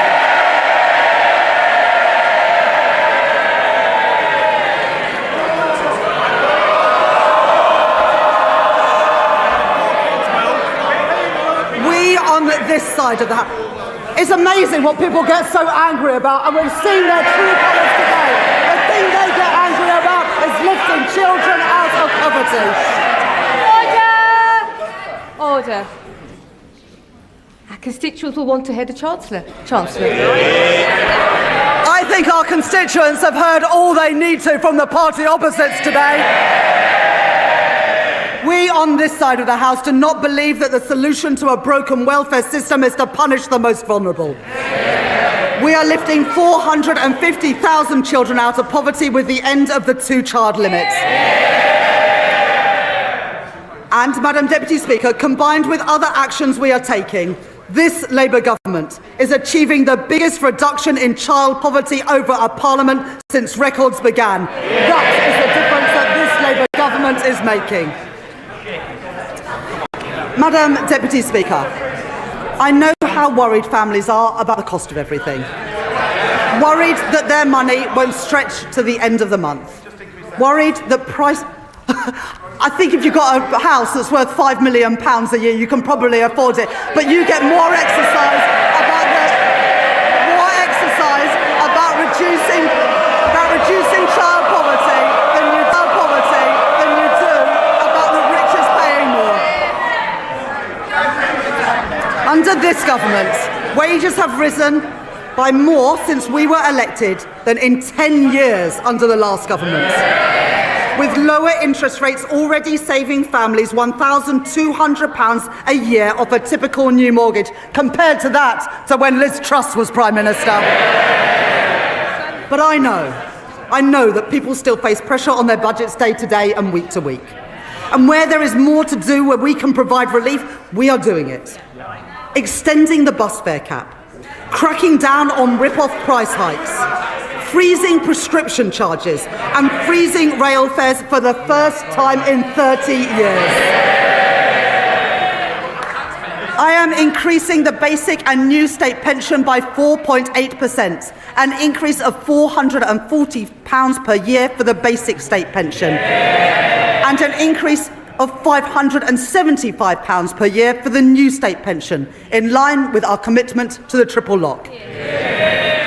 At the election, we promised a genuine living wage, and we are delivering it. At the budget last year, I increased the national minimum wage and the national living wage, and I am doing the same this year too. Accepting the recommendations of the Low Pay Commission in full, and increasing the minimum wage for 18 to 20-year-olds from £10 to £10.85 an hour, and increasing the living wage from £12.21 to £12.71 an hour. Under current plans, the temporary 5p cut to fuel duty that was introduced during the pandemic will come to an end in April, and fuel duty will be uprated in line with inflation. But I know that the cost of travelling to and from work is still too expensive. And so I am extending the 5p cut until September 2026. And because I know that changes in wholesale prices are not always passed on to motorists, I am bringing in new rules to mandate petrol forecourts to share real-time price rises through a new fuel finder, empowering drivers to find the cheapest fuel, calling out rip-offs and strengthening competition, saving the average household £40 a year.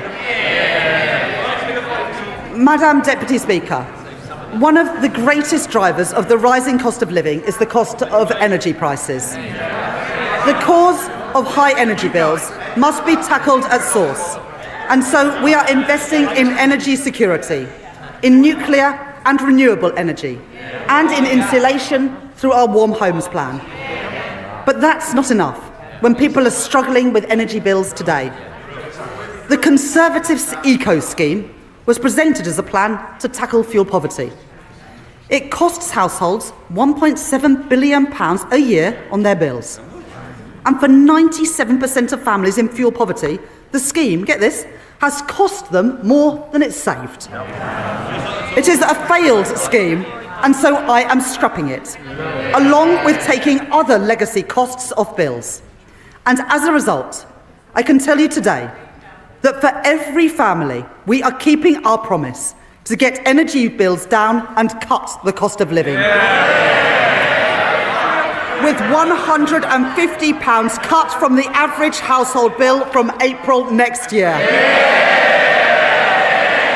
Money off bills and in the pockets of working people, that is my choice. Not to neglect Britain's energy security like the Tories did.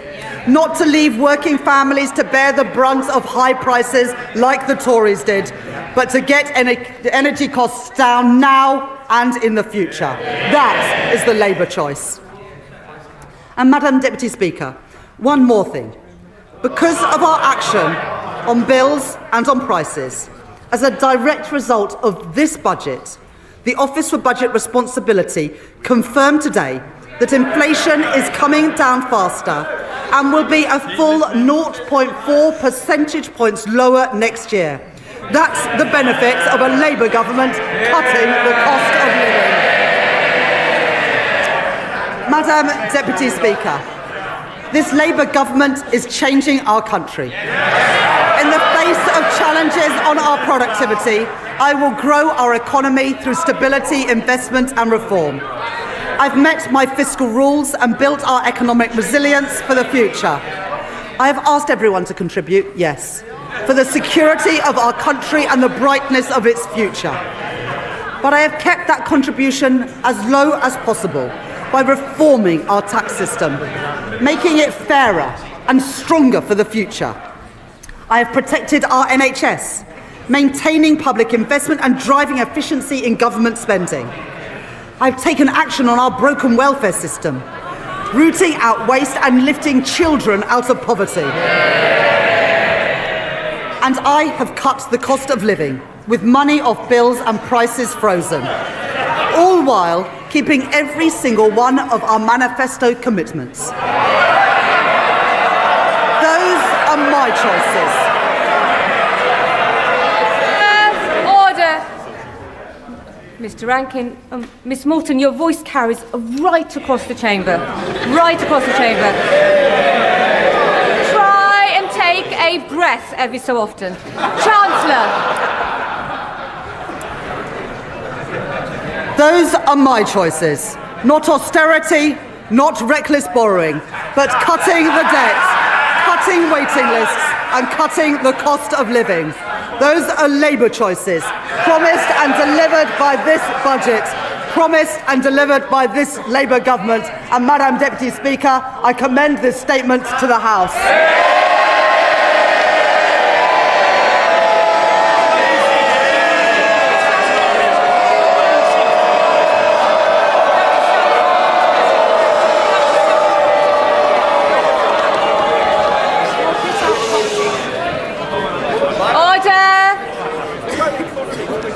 Under Standing Order number 51, the first motion entitled Provisional Collection of Taxes must be decided without debate.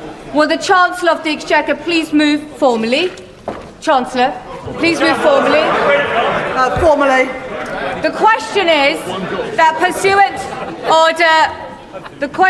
pursuant to Section 5 of the Provisional Collection of Taxes Act 1968, provisional statutory effect shall be given to the following motions.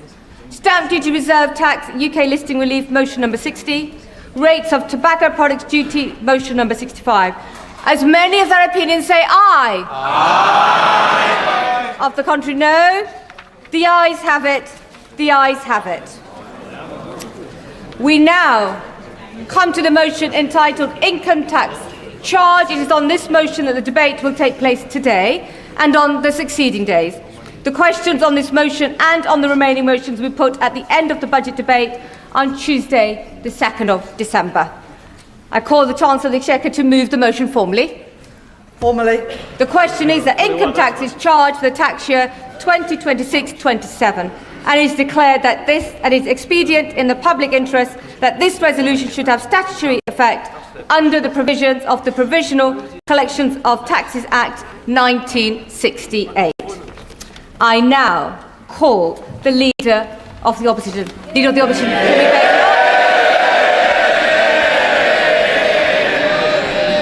Thank you, Madam Deputy Speaker. And may I congratulate the Right Honourable Lady on delivering her second budget. I hope she enjoyed it, because it really should be her last. Yeah! What a total humiliation. A total humiliation. Can colleagues who are exiting the chamber do so swiftly so we can focus on the Leader of the Opposition? Swiftly exit, quietly. Right. Leader of the Opposition.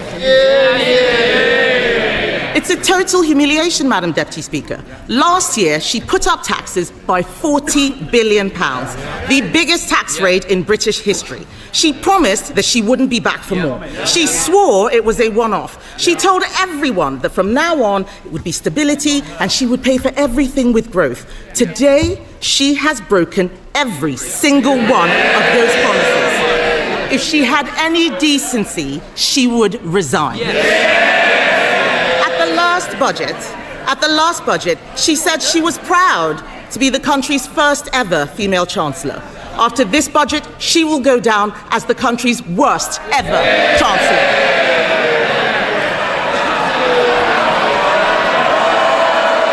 Today...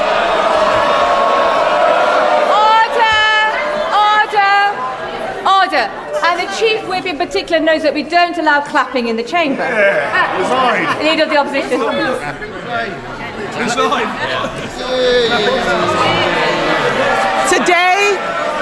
Today she has announced a new tax rate of £26 billion. They're all cheering. Household income is down. Spending policies in this budget increase borrowing in every year. That smorgasbord of misery we just heard from her can be summed up in one sentence. Labour are hiking taxes to pay for welfare. This is a budget for Benefit Street, Madam Deputy Speaker, paid for by working people. This budget increases benefits for 560,000 families by an average of £5,000. They are hiking taxes on workers, pensioners and savers to pay for handouts to keep their backbenchers quiet. These are the same, yes, they can chanter all they like. These are the same backbenchers, Madam Deputy Speaker, who cheered last year when she taxed jobs and left more than 100,000 people without an income. They cheered because they didn't understand the consequences of what they were doing, and they still don't. Madam Deputy Speaker, it's not been an easy time for the Chancellor. No one liked seeing her sitting on those benches as it dawned on her that her own backbenchers were going to do to her political career what she's done to our economy. But she could have chosen today to bring down welfare spending and get more people into work.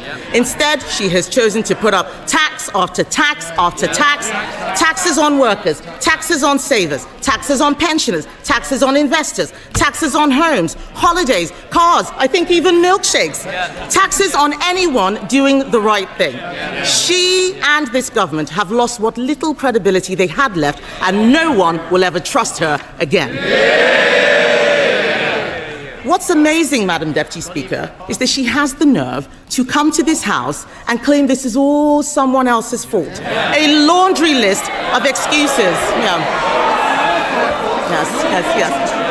Madam Deputy Speaker, they blame the Conservatives as if we've been sneaking into the Treasury under the cover of darkness to give pay rises to the unions.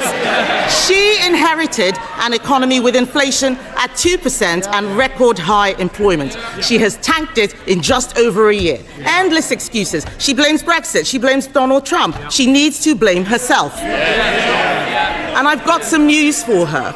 The Chancellor didn't seem to understand what the OBR was saying. Inflation is up, not down, and that inflation was stoked by her tax and spend decisions.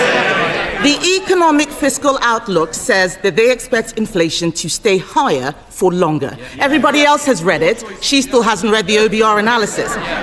She blames higher than expected borrowing costs. Where does she think they came from? Those borrowing costs are driven by her lack of grip. She is paying more, you're saying us, she's paying more to borrow than Greece. She is paying more to borrow than at any point under the 14 years of Conservative government. Perhaps if Labour MPs read a book sometimes, they would know something. That includes an energy crisis, Madam Deputy Speaker. Under us, we had an energy crisis sparked by a war in Ukraine and a global pandemic. What is her excuse? What is her excuse? She is taking the public for fools, but they are under no illusions whose fault this is. The fact is, the bad choices she is making today, choices to break promises, choices to put up taxes, choices to spend more of other people's money, are because of the bad choices she made at the last disastrous budget. If you want growth, you need to start with knowing what kind of country you want to be and make a plan to get there. Create certainty for the people and businesses who will drive growth. There is no growth and no plan because Labour focused on settling scores and scratching the itches they had in opposition. She promised stability, she delivered chaos. Just look at the circus around this budget. First the leaks, then more leaks to try to undo the damage. Calling panicky press conferences, U-turning on her U-turns, rolling the pitch one day only to plough through it the next. She had the cheek to talk about stability, Madam Deputy Speaker. She has become the first Chancellor in history to release the whole budget ahead of time. This is extraordinary. It tells you everything you need to know about her grip on the Treasury. She's making the UK a shambolic laughingstock to international investors, and if she doesn't resign for breaking her promises, she should sure as hell go for this.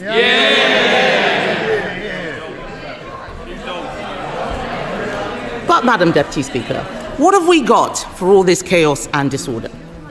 There are 1 million more people claiming universal credit than there were at the time of the last budget. Government spending, up. Welfare spending, up. Universal credit claimants, up. Unemployment, up. Debt interest, up. Inflation, up. And what about the things that you want to go up? What about the things you want to go up? Growth, down. Investment, down. Business confidence, down. The credibility of the Chancellor, and not just down, through the floor. These figures are shocking. Does she really think that anyone will be confused by the sleight of her hand that she had in her speech? Her speech today was an exercise in self-delusion. Today, she had an opportunity to apologize and show some humility. Instead, we've been fed puff pieces in the Times and the FT showing a woman wallowing in self-pity, whining about mansplaining and misogyny. Madam Deputy Speaker, let me explain to the Chancellor. Woman... Order. Colleagues need to simmer down, most definitely, and just breathe a little and allow the Leader of the Opposition to be heard. Leader of the Opposition. All we've had is wallowing in self-pity and whining about misogyny and mansplaining. So, Madam Deputy Speaker, let me explain to the Chancellor, woman to woman. People out there aren't complaining because she's female, they're complaining because she is utterly incompetent.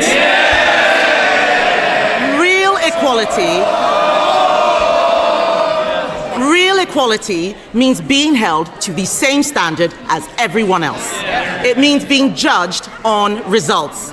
Take her bright idea, the Office for Value for Money. It's been closed down because it didn't save a penny. In fact, it cost the taxpayer £1.6 million. You couldn't make this stuff up.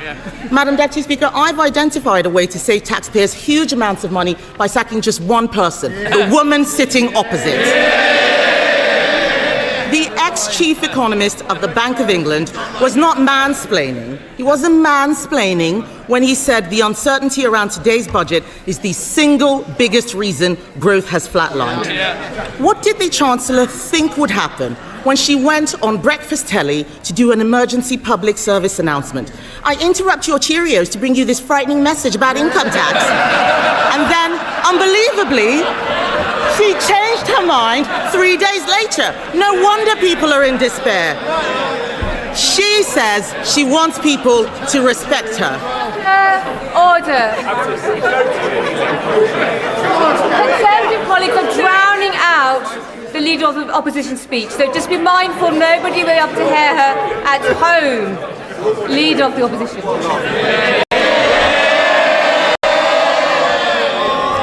Madam Deputy Speaker, she says she wants people to respect her.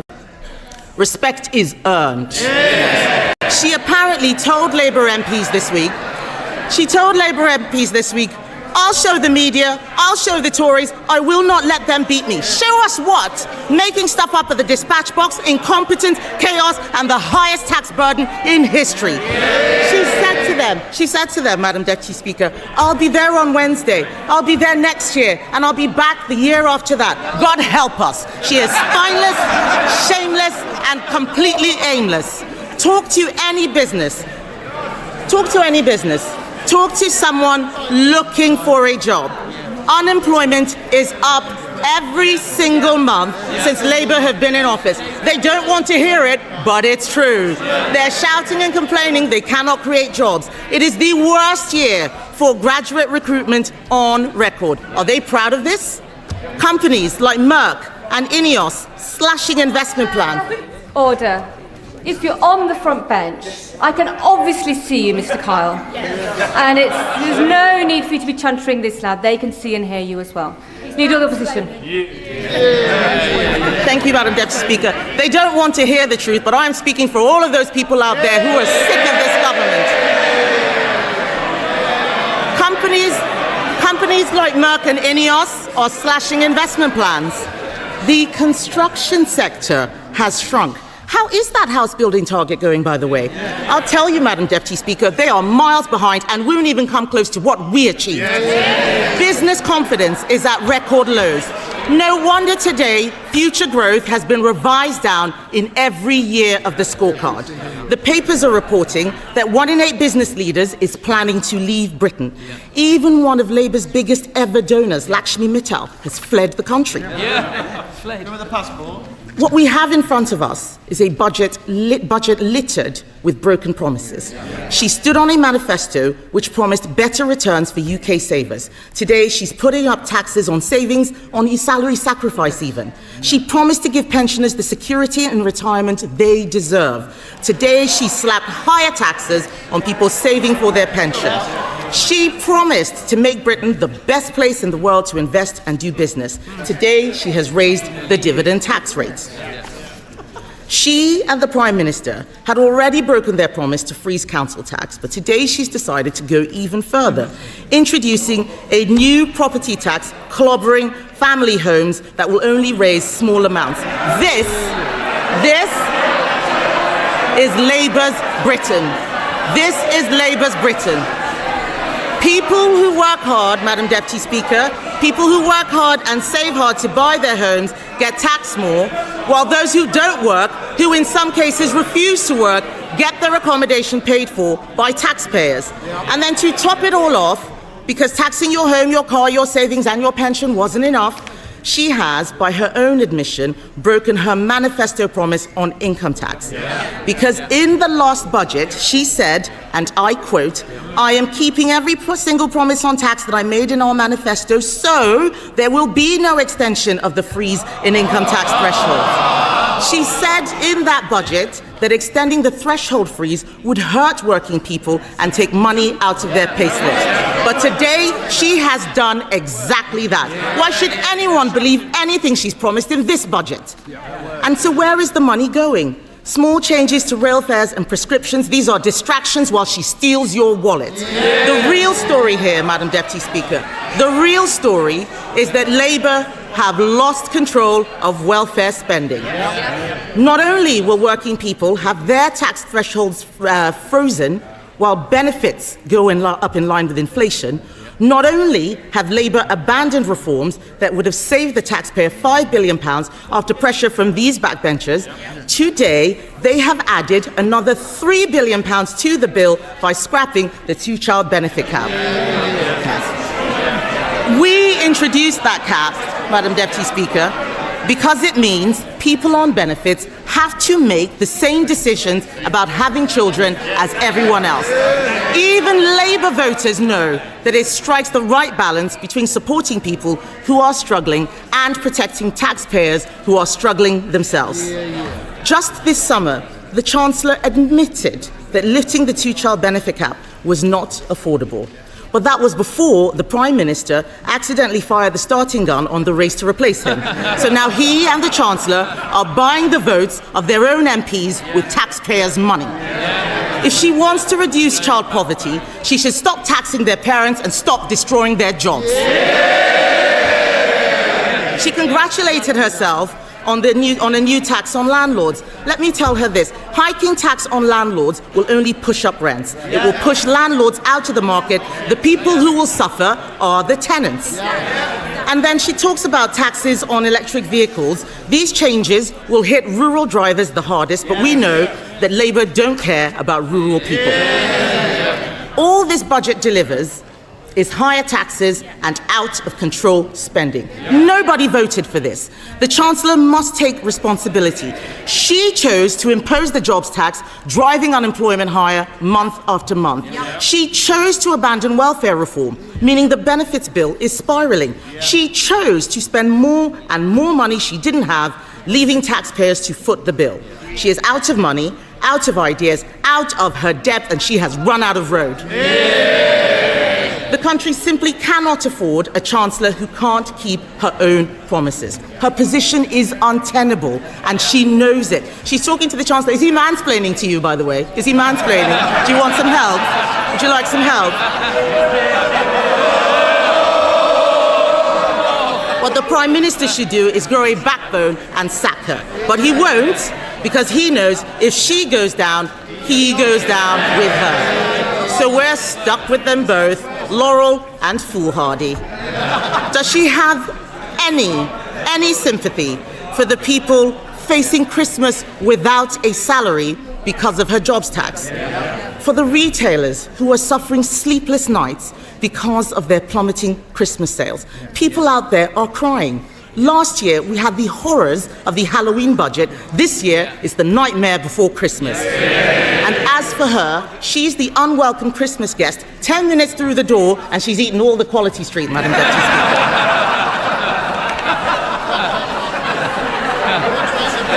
But let me tell the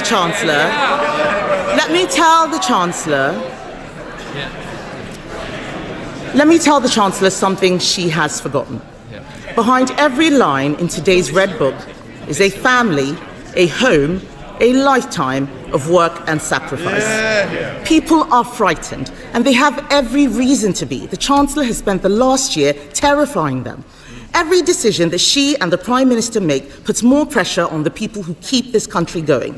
If Labour are the party of working people, why is it that every day under them, thousands more people are signing off work and onto benefits? It's Conservatives who are the party of work. The Labour Party should be renamed the Welfare Party. And they are making a mistake.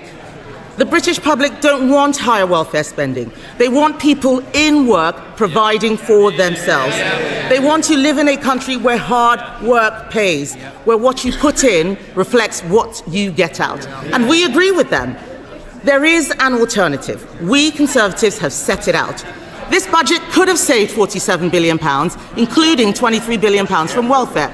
She could have applied our golden economic rule, allocating half of those savings to cutting the deficit and using the rest to cut taxes. Oh, they're all pretending they're not listening. It's the shame of the mess they've made. It's the shame of the mess they've made. Order. Mr. Vince. Mr. Thompson, you're so enthusiastic. I was worried you're going to knock Mr. War off his chair a moment ago, so we need to calm down and breathe, and we need to ensure that we can hear the Leader of the Opposition. Can we bait it up? Even the dog is laughing at the Chancellor, Madam Deputy Speaker. She could have applied our golden economic rule, allocating half of those savings to cutting the deficit, using the rest to cut taxes. She could have abolished stamp duty on homes to get the housing market moving, abolished business rates on shops to breathe life into our high streets. She could have introduced our cheap power plant. It saves a lot more money than what she announced would bring down energy costs for homes and businesses. That's what she should have done. She should be on the side of people who get up and go to work, people who take a risk to start a company, people working all hours to keep their business afloat. She should be on the side of the farmer, trying to hand something over to the next generation. The investor, deciding whether to spend their money in the UK or elsewhere. She should be on the side of the young person, looking for their first job. The saver, doing the right thing and putting money away for a rainy day. The pensioner, trying to enjoy a decent retirement. This country works when you make the country work for them. Only the Conservatives are on their side, Madam Deputy Speaker, and our plan for them is simple. Bring down energy costs, cut spending, cut tax, back business, and get Britain working again.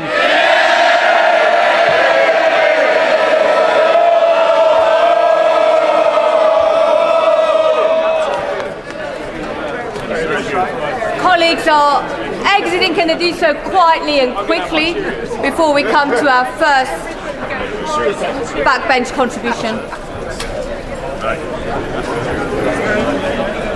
Quietly and quickly. Other colleagues who are trying to catch my eye should return to their seats. I have noticed them bobbing. And we come to the chair of the Select Committee. We come to Dame Meg Hillier. Thank you, Madam Deputy Speaker. Madam Deputy Speaker, it seems like some ways a very long time since 2022. Remember that, where we had a Prime Minister and a Chancellor who put this country in hock to the bond markets, made mortgages rise and put the British public through living hell. What a contrast with my right honourable friend today, who has put money into the NHS, is backing investment in our country, supporting start-ups and supporting the British public in a difficult cost of living crisis caused by the party opposite. And while I want to go into what the Chancellor said today, I cannot let go without making some comments about the Right Honourable Member for Essex, the Leader of the Opposition. Who was shambolic, Madam Deputy Speaker? Them. Under them, mortgages went up. And we saw children entering in poverty in greater numbers. So who is the party that created child poverty? Them, not us. And who is the party that has consistently talked down this country since the election, being negative on every stage and downgrading people's confidence in our country? Who is the party of 0 hours contracts? The party opposite. And who is the party that failed consistently to invest in our schools? The party opposite. And the NHS, and our prisons, and our justice system. Under them, this country spiralled. And I spent a decade under the last government looking at public spending in the privileged role of chair of the Public Accounts Committee. I saw those mistakes close up. I saw the big nasties left, whichever government was elected in July last year. And I commend my right honourable friend for tackling those challenges. And the productivity that we've seen challenges on as a result of the OBR's decisions has been low since 2010. And who was in government since 2010? The party opposite. So they left the legacy, they left the big nasties, and it's now this government's job to clear it up. But amid all the noise, Madam Deputy Speaker, we must remember that the markets are listening, and we need to all be responsible. Government, opposition, every member of this House. And while speculation always swirls around a budget, and that is inevitable because we're all lobbying on behalf of our constituents, our local businesses and every other group that we represent, quite rightly, to persuade our government to do the things that we want to see. And we're all impatient to see those things happen yesterday. That's why we got elected, to make change. But the leaks that have happened around this budget have been very unfortunate. And I do hope my right honourable friend will grapple with this and make sure that it doesn't happen again. And the most recent leak of the OBR data, moments before her budget, is undermining for us all. So we will be raising that with the Office for Budget Responsibility when they appear in front of the Select Committee next week.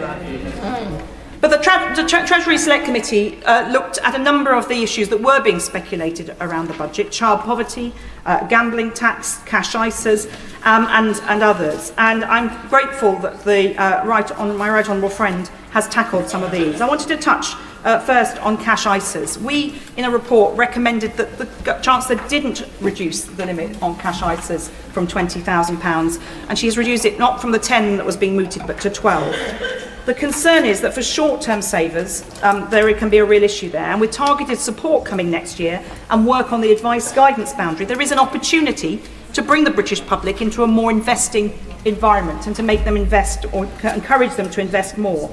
But after so many years, when we've all been warned that your capital is at risk, like on the cigarette packets, that you might die if you smoke, it takes a long time to turn that culture around. I do want to pay tribute to the financial inclusion and literacy campaign that the Financial Times backs, which is running a programme in Shoreditch Park City Academy in my constituency over 3 years, with years 7, 8 and 9, to encourage them to teach them about financial literacy. Yeah. They will be the investors of the future, but it will take some time for those young people to get to the point where they invest. So I am pleased that the Chancellor did exempt over 65s from this limit, because that short-term saving is important, and particularly for that age group that is planning for retirement or indeed in retirement. Yeah. I really welcome her support for start-ups. In my constituency, this is a huge issue, and widening enterprise support, something that I know my sister committee, the Business and Trade Committee, will no doubt be looking at. And encouraging companies to list in London, absolutely right. The 3-year stamp duty relief will hopefully be enough to encourage that. We've seen too many companies listing elsewhere, and we need them here in the UK to grow our economy and create those jobs. There's a lot of technical issues around reviews of business tax, which I'm sure we will be looking over. We're putting our slide rule across all of the measures in the budget today. I note that the Chancellor is talking about 4.9% billion of efficiencies by government departments by 2031. That is going to be a potential challenge, and so I think the Public Accounts Committee, another sister committee, will no doubt be looking at that alongside the Treasury Select Committee. But I'm really pleased that she's pursuing, giving HMRC more powers to pursue promoters of tax avoidance schemes. We know what the problems have been there, and the Treasury Select Committee has the privilege and responsibility of challenging His Majesty's Revenue and Customs regularly, and they will be in front of us in January, and we'll be able to ask them more about that then.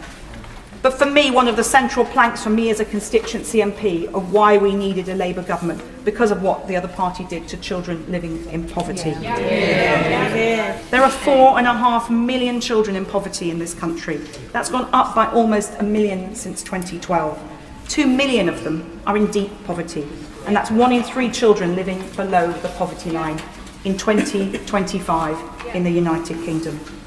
Children are sharing beds with their siblings or parents turning up to school tired, and every weekend I visit people in my constituency and I see this challenge. Just last weekend, a woman showed me the bedroom she shares with her now disabled husband because he had a stroke 3 years ago. And she has a curtain between their double bed and a narrow space so her daughter can share their room. While in their case, luckily, they have a second bedroom where her 2 sons sleep in a bunk bed. That is the reality for so many children, and the poverty impacts their learning and their ability to perform in the world. And it is a shameful stain on this country that when this government entered power, the UK ranks 37th out of 39 advanced economies on child poverty. I will certainly give way. Really grateful to it. I agree with everything she just said about child poverty and welcome the lifting of the cap. But is there a little bit of a blind spot for this government on rural poverty? Government figures themselves show by the end of next year the average hill farmer will earn barely just above half the national minimum wage. Is she as disappointed as I am that the government has not tackled this in the budget and indeed got rid of the family farm tax, which is going to tax many of them out of existence altogether? The Honourable Gentleman is a veritable champion for his constituency and for rural issues. I think there are very big, important changes here in the minimum wage and the living wage, which will have an impact, and there's lots that could be welcomed for rural areas too. But I recognise that his constituency and mine sometimes have very different challenges, and I welcome the fact that he does champion that here. Obviously, I haven't had a chance to look through the Red Book and the Blue Book at this point, but we will bear that in mind on the committee. But 70% of children in poverty are in working families. So the idea that the chutzpah of the Leader of the Opposition to stand up and say this is a lifestyle choice for people really makes my blood boil. 60% of households hit by the limit are in work, and 15% of affected families are mothers with babies too young for work.